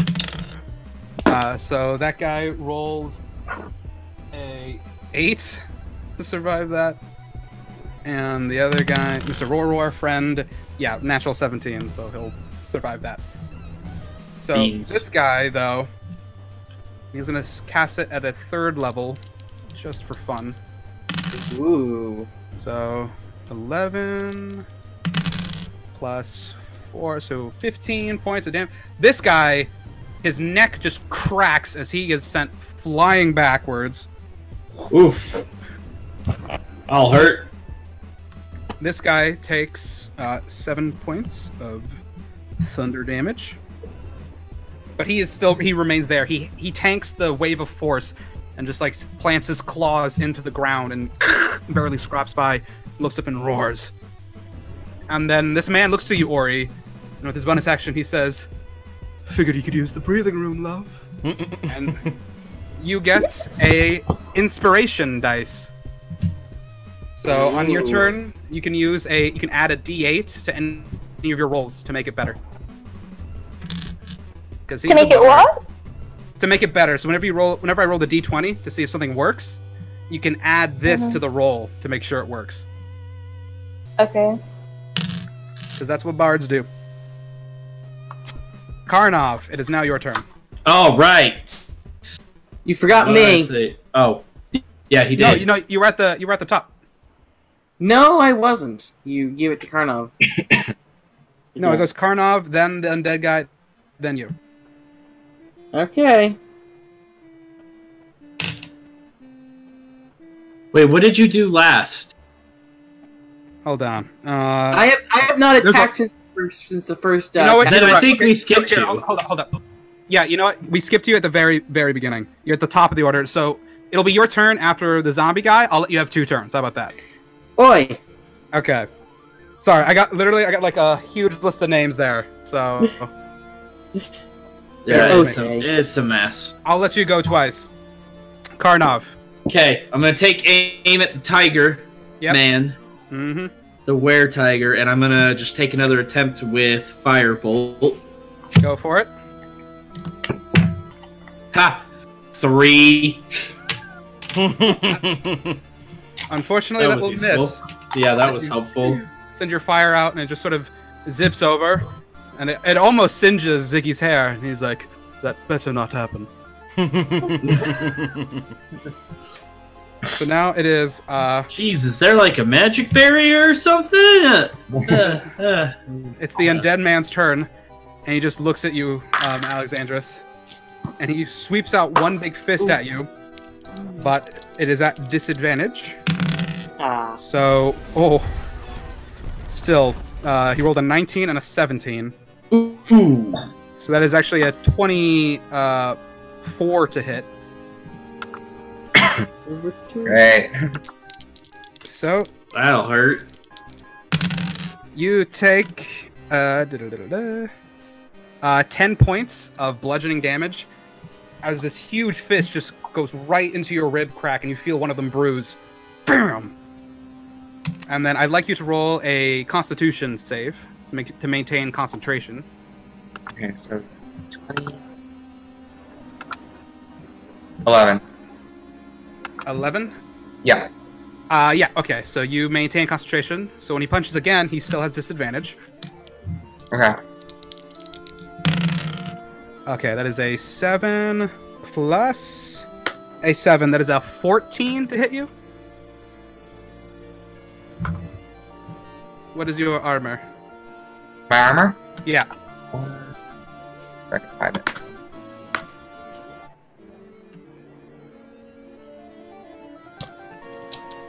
Should be at the top of your sheet. Oh, 16.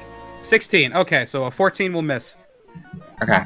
And so he sends out his other fist, and you just like catch it with your hand, and he's just like, "That shouldn't happen." Okay, now it is your turn, Merritt. I'm sorry, you have 2 turns. 2 Alright, actions. we're almost done with these scary monsters and super creeps anyway. You mean nice sprites. Another David Bowie reference. Yes. Yes. I applauded you. What else do you want from me? Alright, so, I am going to, first move to an angle where I can, closer to the guy so I don't, hit anybody on my side first. So I'm gonna... So, like here or over here?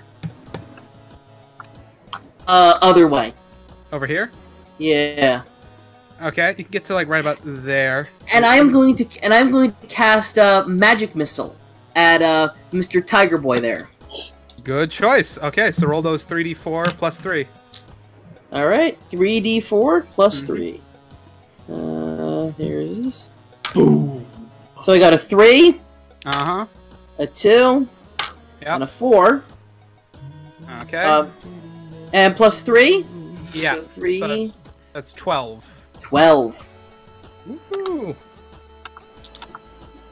Nice. So you blast him with all these little magic bolts, and they hit his fur. He starts roaring even further. That is your first turn. You get to go again. I'm sorry, I skipped you. I'm gonna do that again. You have you have 2 level 1 slots, so that's I true. do. Yes. Go for it. That is a 2. That is a 4, and that is another 4. Okay, so plus 3. Yeah, 13. Bam. So with both hands, you just reach out, and from these 3 fingers, those 3 fingers, these little magic darts shoot out, and just all impale him in his chest. And he roars out into the world even further. Ori, it is now your turn. Take him down. Take him down. So I know I have. Do I it. have the torches in my bag, right? The I want to torches? use one of them, and yeah, the torches. Yeah, you have a torch. Yes. Oh, So I know where could she's use, going like, with this. yes, light one of the torches and then throw like a fireball at him. Nice. Roll, and I will roll an attack. And then I'll give it advantage, because I think this is pretty cool. And, oh my god. Oh my god. I'm so Was sorry. that a good oh my god or a bad oh my god? I'm so sorry. Oh. That's not good. With advantage. With No. advantage. Ah, jeez. Ah, Did you damn. snake eyes? Oh And my it's such a god. cool move. You have your inspiration. You can make it instantly succeed if you wish. Do it. Yes. Yes. Okay. I'm gonna use it. So you will cash it in. And I'll say that you roll 2d4 of fire damage. Only 2 damage, but you shove it in his face, so he will be blinded for this round. Good enough for me. Ha ha ha! As you witness Ori pull out a torch and just sort of like scrape it on the floor to ignite it and thrust it in his face. This woman continues to scurry away. Oh yeah, that's right. Damn it. Damn it. I completely Alright. forgot about her. By the way, if I my turn when I did it would have cast Tasha's hideous laughter on her, but you know, come see, come saw. Yeah, well, you're taking down Mr. Tiger Boy. So. now we're- Well, also- she's still our primary problem. Mm-hmm. Well, it is now Mr. Tiger Boy's turn, and he's just going to scream out and lash out at whatever's in front of him, which is actually Ziggy. Oh no. So, but with disadvantage because of the fire. So that is a 3 plus 7. That is a 10. That will miss him. His AC is not great, so it's good that he has disadvantage.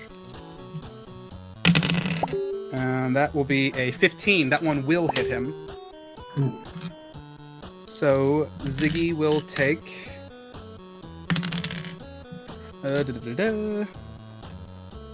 6 plus 3. He takes 9 points of damage.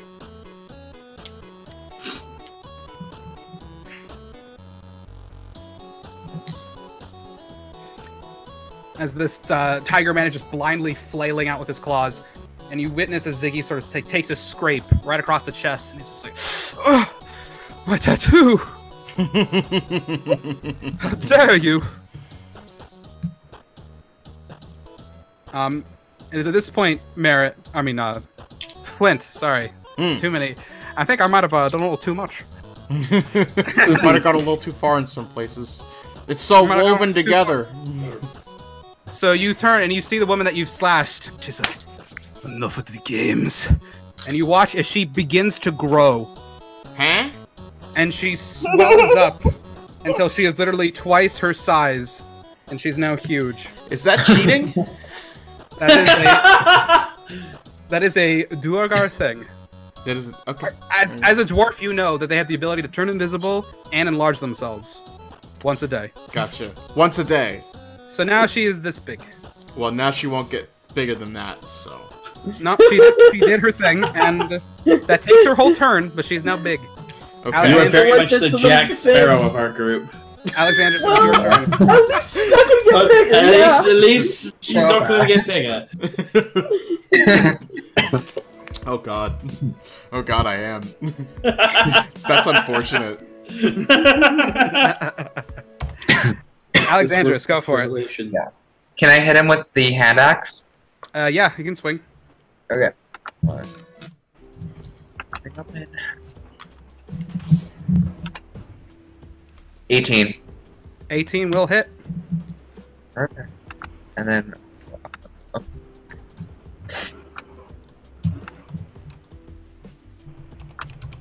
Sorry, what dice? 1d8. No. 1d6. It's a d6 plus 2. 7. Okay. Not happy about that. You sort of embed your axe in him. He's just like... Mortal blades don't matter to me. Jesus. I like how we have 3 different complete movies going on at once. We got like Kung Fu Hustle, we got like Kung Fu, we got like Resident Evil, we got Rocky, all sort of happening at the same time. Yeah. I love it. All right, it would be the cultist's turn, but they're dead. So they're all dead. So Flint, it is now your turn. You are now face to face with a giant dwarf woman.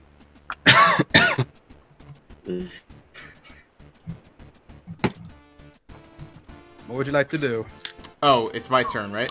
It is your turn. Okay, good. I am going to take my long sword. Okay, can I put away my shield to two-hand the long sword? Yeah. Okay, I'm gonna do that. Two-hand the long sword and slash at her feet with the long sword, and kind of like a running gouge of whatever kind I can muster. Gotcha. All right, so I rolled a 12 with... Is that plus... Okay, with my attack bonus, right? So it's always +6, I think, for you. Yep. So it's 18. That will hit. Okay. And I'm going to do my D8. It's a D10 if you're two-handing it. D10 because I'm two-handing, that's why. 5 plus 4, so 9. 9 points of damage, so... Yee! So you just take your sword and cleave right in sort of like the area between like her boot and her shin guard. Okay. And it just slices flesh and blood begins running down the side of her foot and she just bellows.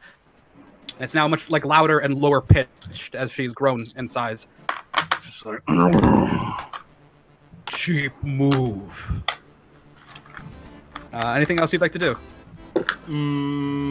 I am going to take my shield back out so that I have defense available if she swings back at me. Alright, I'll say that you dropped your shield and use your bonus action to pick it back up. I'll use my bonus action to pick it up then. Alright. Okay. Oh, I should have done like a Zelda shield slide. It's okay. It's okay. It is now, We're good. It is now Ziggy's turn. And what will he do?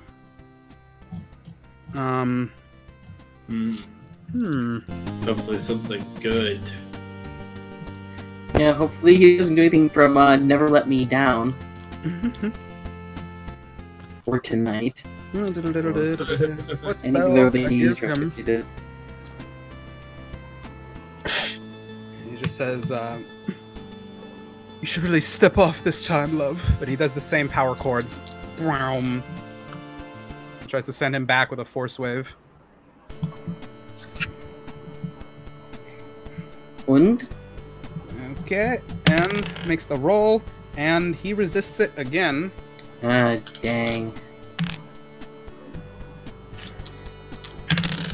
So that will be 12, half to 6. And then as the tiger just hits it, he roars. And so he just says like, "Oh god damn it." He looks back and says, "Karnov, be a dear, and you finish it. I believe in you." And you gain an inspiration dice. So you can add a D8, Karnov, to any of your Sweet. D20 rolls. I could finally be useful. And it is now your turn. Great. How far away, feet-wise, is our woman? The woman who ran? Yeah, is she completely off the board now? She is off the board. She would be, from you, 5, 10, 15.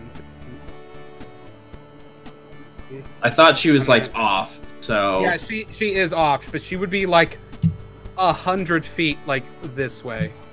Okay. So I could still firebolt her, but... You can't see. She's, like, ducked down between, like, She's, like, alleyways. There's all these down, bushes. yeah. You don't see her. You know she went this way, but you don't see her anymore. Okay. Then I guess I have to zero my focus in on Tiger Boy. It looks like the pretty things are going to hell today. And that is the most obscure going reference I'm gonna make, yes! I'm gonna continue to pivot to my character right. I'm gonna move about 15 feet towards the beast man. This way? Yeah. And then move upwards, yeah. Here or here? Yeah, right there, yeah. Alright. Then I'm gonna take direct aim. He's still blinded, right? No, that's worn off. That's worn off now? Yeah. Okay. Actually, no. Yeah, I'm close to last, his next right? turn. Yeah. Yeah. Okay, yeah, he's still blinded. Okay. Until his next turn. So then what I'm going to do, because of how not stable this guy is, Uh-huh. I'm gonna cast Thaumaturgy. Uh-huh. And what I'm going to do is that I'm going to just within the range of his own head, I want to whisper. I want to whisper, "You're doing it all wrong," in my native Infernal, over and over again for a minute in his mind, like right in his ear. You're doing it? Okay. Roll a deception check. Okay. Oh, wow. This is really interesting, actually. If you lose, you gotta use your inspiration, because that's great. Okay, 16. Uh-huh. And then if I have to, I'll add that inspiration die to that. No. What are you trying to get him to do? Or are you just trying to confuse I him? want him to question his actions right now. my guess is this Nefresh is not a pure. So going with Infernal as my language choice is my best bet. So now that he's blinded, he has no idea where it's coming from. Right in his ears, I just want it to echo. No, for a actually, minute. this is really interesting because you hear him say through his tiger face in Infernal, My lord. Yes! and he looks around really confused. I love that. That's the best. So, Alexandros, That's it. the man, the big zombie man, reaches out his arm towards you one more time. With disadvantage, that is a 20. 13 plus 7. So he just grabs you by the throat. And he just, like, pulls you in. He just says, You have the wrong man. I'm the victim in this. They're the ones who gotta die. and with his other fist, he will plunge it into your belly. He has disadvantage from the protection, but since he's grappling you with his one attack, it cancels out. Just regular roll. And that will be another 20. So, Alexandros, you take Uh-oh, he's calculating. That's not good. I always forget the number. Okay, so that you take 13 points of bludgeoning damage straight to the gut. Oh. You are now down to 1. Is that wound bleeding?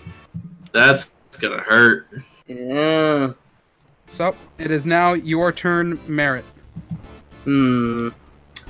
Alright, so our lady is, vamoosed.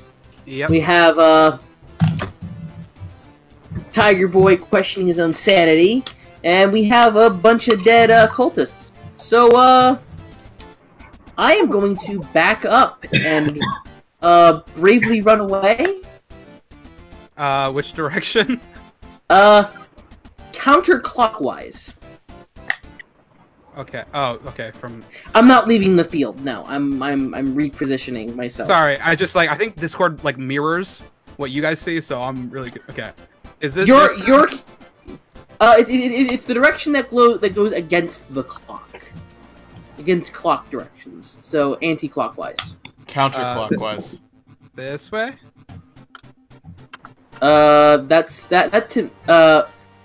move This way. that. Down Yes, this. to me that is the way you're moving them now is clockwise. Okay. Moving the other How about direction. that? Okay, how about that? Towards the camera, away from the camera, towards the wall, away from the wall. How about that? Towards the camera. Towards, Gotcha. Okay. Okay. 1, 2, 3, 4, 5. No. Not that way. Like around, not down. This is so hard to do via just okay. This way? No. Other This way. No. This way. No. This is a Where struggle, are huh? you trying to go? Where? Are you... Closer to the white dude. Close. Okay. There we go. That's what I wanted this whole time. And Hey, I am going. Okay. How far am I away from the from the tiger guy? And what line of sight do I have? You can see him, sort of like you got a diagonal line here. You see. Anyone in the guy's way? dead. Yeah. Ziggy's standing right here, but I mean, you could sort of fire around him probably. You're about, like, Unless you 5, screw 7, it up. 15. I'm not gonna chance it. I'm staying put. Okay. All right. That's all me. You don't Fair have enough. any actions you want to do? Anything? Just for the fun of it, I'm gonna cast Prestidigitation against the guy. That is a cantrip I have. To do what? Oh Presto wait, no. does a lot of things. I need to look up. Hold on. I need to look up what fun crap I can do with Presto. Hold on. Could you read off what I could potentially do to him with Presto? Oh, there's so many things. You can make little puffs of smoke. You can clean him or make him dirty. You can. clean. What does Nekresh make his followers clean? What is his thing? You don't know. You have We don't not- know. You He's have not gonna tell us. You have actively avoided investigating the crash. Shit. Now we have to investigate Nekresh. God damn it. All right. That's what you think. I'm gonna make hit like puffs of smoke appear as if that is involved with the message he is hearing. Okay. All right.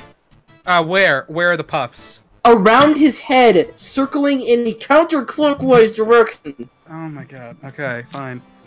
Like how birds fly around people's heads in cartoons. Right. All right, so Yeah, just that happens. That's fine. that's Ori. fine, yeah. Ori, it is your turn. Okay, I want to go after the woman, so I make movement in that direction. And Okay, interesting. like- Yeah, you can use. Oh god, yeah, you're a monk, so you're hella fast. So you can move. Do it, please. 40 feet, and then 40 feet if you dash, and if you want to use a key point, you can do another dash to move 120 feet.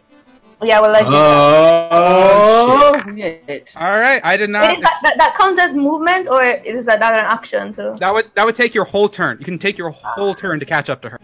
Yeah. Okay. Yeah. Catch up to it. All right. Oh god, I gotta find a nice little nook for you guys then. She's so. All right, this is another back alley. This is separate from Alexandra's deal. You see her running, and you just skirt around. She's now within like 15 feet of you. Ooh. So I could do something where this is the whole turn, right? This is it. You can get Okay. here. She was off the map, so the fact that you even got to her is saying a lot. And for what it's worth, she's the only person alive that knows we have this sigil on us outside of the palace. Yeah, she needs to That is important to know. All right, it is actually her turn. She goes right after you. So she sees that you caught up, and she just said, "Fine then. I should have just finished this." And her hand glows with this black energy, and she just says, "Not crush me with me!" And she just charges at you. And tries to grab your face. Punch! So, that is she's as great a spellcaster as she thinks she is. That is an 11 to hit you. So that will miss. And she just lunges out this hand towards you, and you just like swat it to the side, and you just feel this like energy sort of like sting as it goes by your ear, and then it dissipates. And then her eyes just widen, and she's never been actually this close to you, and she doesn't like it. It is now the tiger's turn. He just like looks and he's like, "What? Doing it wrong. And instead of clawing, he will instead bite at Ziggy. Oh no. This can make things all sorts of interesting. What does that mean? How many hit points does Zig have? What? The tiger rolls a natural 1. Hey! Oh. As he sort of in his daze just like bites out at Ziggy, and he just rears back and he's like, "Oh, I know I'm delicious, dear, but come on."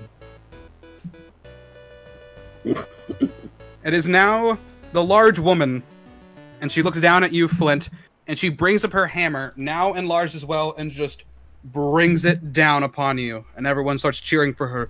Duga! Duga! I thought they liked me. Well, the other half. Ah. There was half cheering. Nah, dude, they're fickle. They want to fight. So that is an 8 plus 4. So that is a 12 to hit you. Can I... it's a 12 to hit me, but I'm at 18 for armor class, right? Yeah, so it misses. So she brings down this huge pick, and you just pull up your shield and just swat it. Ching! And it lands in the sand, and just all the sand shoots up in a plume, and your shoulder sort of smarts from the effort of it. It was pretty nasty coming down. And she just sort of pivots around over here. And that is her turn. Alexandris, it is you. You are in the clutches of this undead man. I only have 1 HP left, right? You have 1 HP left. I'm gonna cure wounds. Alright. I'm gonna cure myself, because I need to. Yep, so it is a D8 plus 4. D8 plus 4, okay, hold on. And I think you're out of spell slots now. No, I have one more. Okay. So I have 8 healed. 8? Okay. So, you are up to 9. And he just looks at you and he just says, "You're just delaying the inevitable." It's the cultist's turns, but they're dead. Flint. It's my turn again? It is your turn again. Alright. Let's see here. Okay, so let me look at the screen. Alright, I am going to... Ooh. Let's see. I have options. What's her hit damage right now? What do you, I mean, she's taken about 2 pretty good swings. Okay. I mean, she's towering over you, but she looks like you've hurt her, for sure. Could I potentially throw my shield at her face? And then you attack could her? try. Okay. Could that be, like, what, like, I don't know what that would be for. I say, that can be both of your actions if you action surge. Okay, I will choose to action surge, then. Okay. I realize this is kind of a backwards way to think about that. Am I rolling? Oh God. Yeah, it's a roll to attack. So it's just your strength, so just plus 4. Oh, it's my... Okay, so... Because it's an improvised weapon, you're not proficient in shield throwing. You're not Captain America. Oh, okay. My intent is to throw the shield to kind of disorient her and then attack again by two-handing my longsword, as long as I can get away with that. So am I rolling? Am I rolling the D8 with the attack bonus, or? You're rolling a D20 plus 4. Oh, D20 plus 4. Okay, sorry. I was trying to make sure I was doing that right. 18, 19, 20, 21, 22, 24. To hit? Yeah. You rolled a natural 20? No, that's with the attack bonus. Your attack... Okay, so it'd be 22. Your attack bonus right now is just plus 4, because you're not proficient in shields. Got it. Okay. Okay, got it. But, so roll a D6, and then add 4 to it for the shield throw. 5, 9. 9 point... Ooh. This is pretty cool, actually. Okay. So you throw the shield... and it twirls in the air and it hits her right between the eyes, and she's just like roaring and stumbling back, eyes closed. You can go for your sword attack. Okay, so this is technically my action surge, right? So I D20. Yep. 15 plus my attack bonus, which is 6. So that's a 21. 21. So yeah, that will hit. So and roll the then D10. D10 because I'm two-handing. 2 plus 4 is 6. 6. Okay. Okay. What is your line? Oh Down. god. Gotta have something good. Oh god. It could be a Bowie lyric if you got one. Boilerplate response. I don't know. And then as you, where do you attack her with your sword? Where? Yeah. Well, there's only one way I can do it. I guess I kind of just jump up and gash at her kneecap. I don't know. Oh, I mean, you can get like her belly. All right, I'll go for the belly. I'll go for like the side of the abs or whatever. So you throw the shield as she rears back. Boilerplate response. Lunge. I don't know. And drive your sword into her stomach. And she's like, oh. And then she croaks. She begins to shrink back down, and you're now just holding your sword in the gut of this dwarf woman. Oh. And that everyone just... He did it, oh god! Flood! Flood! Flood! Flood! And it's like some other guy jumps out into the sand, pulls your sword out, and begins like laying his hands on her stomach. And then Gorak, sitting on his throne, just says, I'm imagining excellent. the Rancor keeper. The leather wearing guy. yeah, he leaps into the pit. He is a cleric. And Gorak says, "You've done well, Flint. In one day, you've already moved up to the semi-finals. We will get you challenged tomorrow." So, sounds great. meanwhile, and I can just take these. You know what? Here, actually, there we go. Move them over there. Flint's off the board. Yay. Ooh. Yay. So, it is now Ziggy's turn. And he will... Huh. Actually. He will just sort of like walk up to the Tiger Man and he just starts saying, "Sing me to sleep. Oh god. Oh, we're doing the Smiths now. And then the tiger starts getting really woozy. And... oh, that's it. There's no save for this? Oh. Holy shit. Okay, nice. Sing me to sleep. And the Tiger Man just sort of wavers and falls down asleep.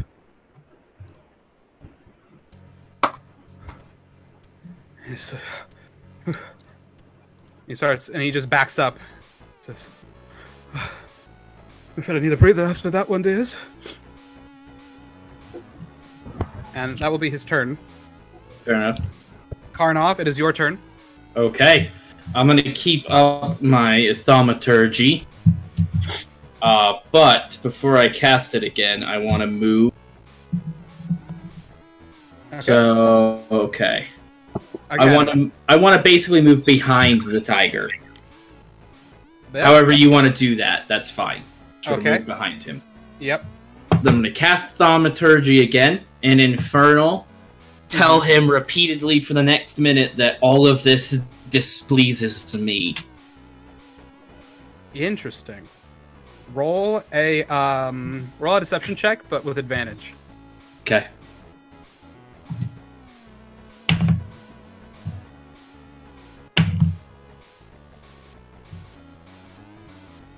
Uh, 13.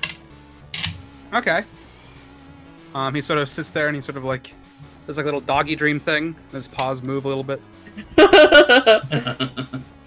and that is it. It is now Zombie Man's turn, Oh, man.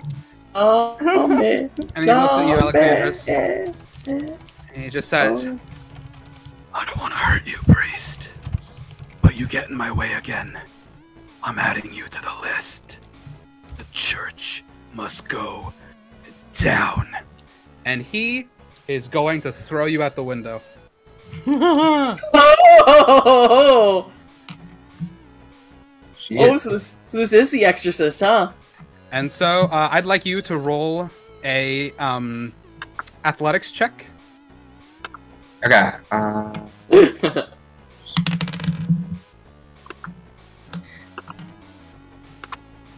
10. 10. Okay. He he rolled a 9. Ooh. Okay, so that was his first attack as he's dragging you over, and you weren't budging. And he just says, Fine. Less flashy. and he'll just try to punch you in the face. Hmm. How many hit points do you have left? A lot. And that, oh my god, he rolled a 9 to hit you. So once again, his fist just comes right towards your face, and it bounces off of this white energy. It just hisses at it.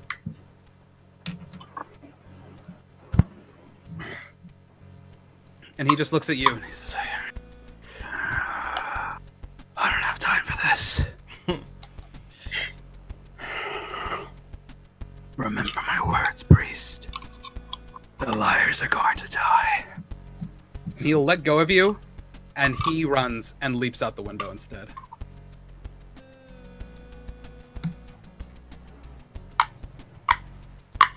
Merritt, it is your turn. Alright, so, how many dead bodies are on the ground? Okay. What is the closest one to me? Right there. Alright, I'm gonna rifle through their pockets. They got anything? Yeah, I mean, they're all wielding scimitars, and they all have some sort of strange little, like, jewel. I am going to take the scimitar, and I want to investigate the jewel, so I'm taking that too. Okay, so you get 1 scimitar and 1 jewel. I want to know more about these cultists. Rifling between their pockets, you find a total of 2 silver, 2 copper, and 1 gold. 2 silver, 2 copper, 1 gold piece. Alright, so let me add to my collection of stuff. So that is 1 gold piece, 1 copper piece. Dang, I'm loaded now. Huh. Between all the platinum and the gold and the silver I got, yeah. Well, thief. Okay. So, here, we'll just reuse these assets here. Ori, it is your turn. You are now face to face with this woman. Okay, so I have the hemp rope in my inventory, and I have a holy symbol thing. Mm-hmm. So I want to wrap her up in it and then tie the holy symbol around it so she can't get out. Okay, you'll need to, you'll first have to grapple her, and then it's kind of hard to tie someone up while they're still standing. So, Oh. I mean, you can try. It'll just be a couple of different dice rolls. You could always try just, like, knocking her out and then doing it. Okay, well, I could use the fists, right? Yeah, so I mean, you can use your spear, and then you got your Fury of Blows. Yeah, the Fury of Blows. Okay. So, yeah, if you're doing all unarmed, then you will roll 3 attacks, all with your fists. Wham, wham, wham. So, that is a 19, that'll hit. That is a 15, that'll hit. And that is another 20, so that'll hit. Those will all hit. So, you deal 4 points of damage. Plus, no, 5 points of damage. Plus, so that's 11. And then plus another 6. And that is literally just enough. Total of 17. You just boom, boom, boom. Punch her once in like the gut, and then the chest, and then the face. And she just falls down. Falls down dead or unconscious? It's up to you. Do you want to kill her, or do you want to No, knock her out? no, leave her unconscious, yeah. Okay, so it's a punch to the gut, punch to the chest, and then a palm strike right to the face, right to the nose, which starts to bleed, and she just falls over. We need her Yeah, I want her alive. neutralized, but, you know, we can take her unconscious, too, and get what information we need out of her. Either or. Yeah, she has it coming at this point. Well, she also knows one thing. Okay. She's the only, again, one of the only living things in the city that knows we have that amulet in our party. Alright, so Yeah, Alexandris, that's you where are it is. you are left alone now in this house. Mhm. As you witnessed him jump out the window and then lands on his feet and hear something crack, and then as he begins to walk, he hobbles, and then his leg shifts back into place, and he keeps running. Oh my god. Nasty. Yeah. Like he's running. Like in which direction is he running now? I mean, he leaped out of the window, and there was sort of like a little alleyway that sort of leads back towards other cathedrals, and he's just booking it. Okay. I guess I'm gonna have to leave the room now and have to head down the spiral staircase. Or Well, there's a zombie shuffling down the street of a thing with a bunch of cathedrals. I imagine he's not going to last long. yeah. He's He wearing has, a to be hood. heading, he has to be heading somewhere. I have to figure out where he's going. Mm-hmm. Yeah. All So I'm right. gonna have to go. Yeah. We're gonna have to go after him. He runs off, and then so since he's asleep right now, I guess combat is kind of paused. Merritt and Karnov, and I guess Ziggy, what would you guys would like to be doing? Ziggy, as you also see, he's just sort of humming to himself, and as he's humming to himself, he's mending the wound across his chest. Alright, what attack could we do that would, like, kill him, but not wake him up? Huh? If He's not gonna tell in that. if I attack him with anything, is he gonna wake up? Yes. Well, the spell I'll read it to you because it's a friendly spell. It is actually, this is hilarious. The spell is called Catnap. Nice. You make a calming gesture. Up to 3 willing creatures of your choice fall unconscious. The spell ends on a target early if it takes damage or someone uses an action to shake or slap it awake. If a target remains unconscious for the full duration, the target gains the benefit of a short rest. Oh, so we need to kill him so he doesn't get his HP back. So, yeah, I'm gonna shoot him in the head with my crossbow. Alright, go for it. Alright, so Better what do I be need a to roll? killing blow if I get kicked. What do I need to roll again here? D20. A D20, alright. I rolled a 17. That hits. But And- as you shoot the crossbow, are you like standing over his face? Or are you standing in the back? I'm still a ways from him. So you shoot your crossbow, and it zips right into his eyelid and bounces off of it. Huh. Karnov? What? You can attack now. What do I do? There's nothing I can really do that's going to actually kill him, though.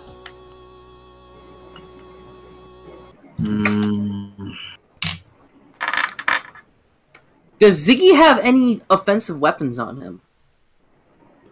He, do you ask him, or? Yes, I ask him, do you have any offensive weapons on you, my friend? He takes his lute, and he, like, sort of flicks a switch behind the, what are they called? On the guitar that tune the strings. I forget those things are called. The tuning board? Yeah, the tuning board. He flicks a switch, and then pulls out a rapier along the side of it. Ah! And he says, "But if that didn't work, I doubt this would." Well, Karnov, it's up to you. Either we slice his throat open, or you have a magical way to slice his throat open. I don't really have a magical way, but I am close enough to technically go for. Be my guest. Okay, so I will go up to his throat, and I will draw my daggers and make an attack on his throat. Okay, with advantage, because he's down on the ground.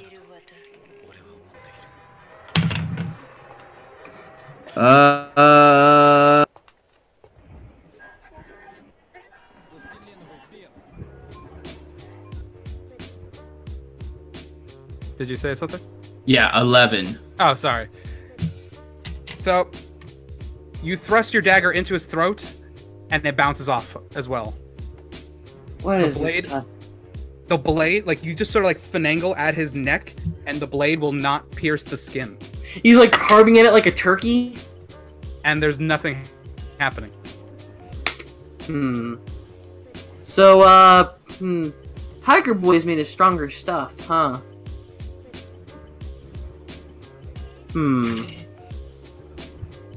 I still have an action for a spell, right? I mean, you were out of combat for the moment until it resumes, so yeah. Okay. Then so, what do you have reminded? I'm going back to the thaumaturgy plan.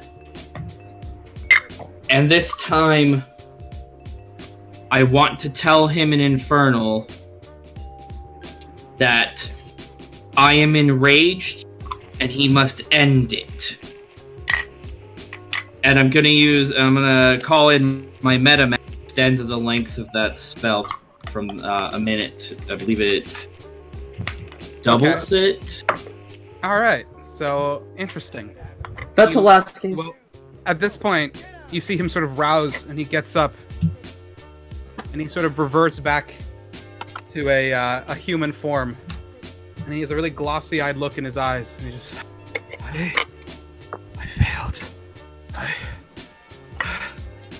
See patterns.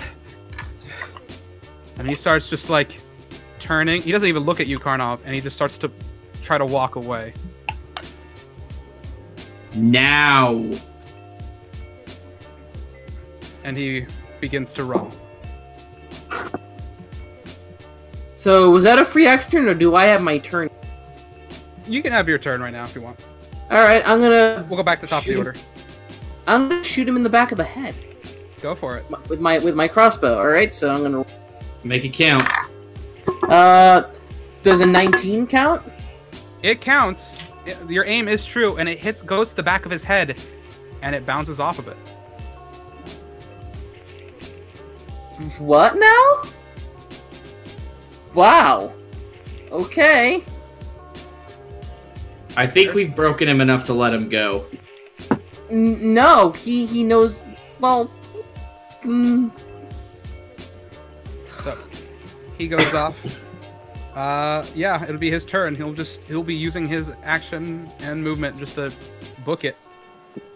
All right. Well, I'm gonna collect the bolts that that are on the ground and in people's heads. You get all of them back, especially the ones that you shot at the Tiger Man were in perfect condition. And the dust is cleared. At this point, Ori, if you had tied her up, her unconscious body, you can lug her back. Yes, I will be doing that. And Ziggy turns to you. He says, I'm glad you made it out safe.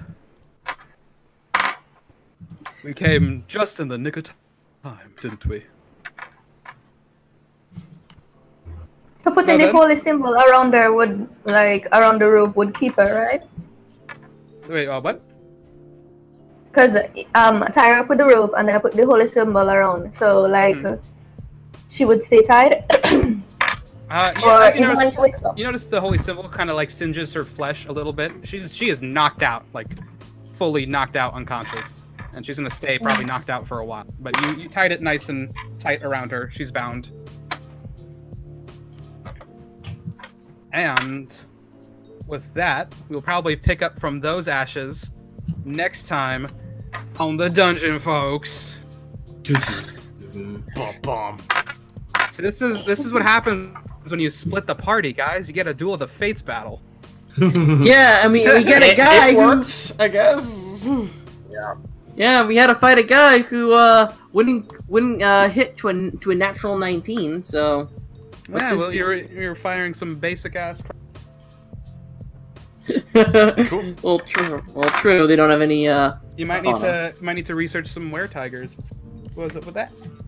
All right, we go live every Monday. We'll see you folks next week. We'll see you next time. And remember, you now have Ori knocked out an informant, so we can pick up from there.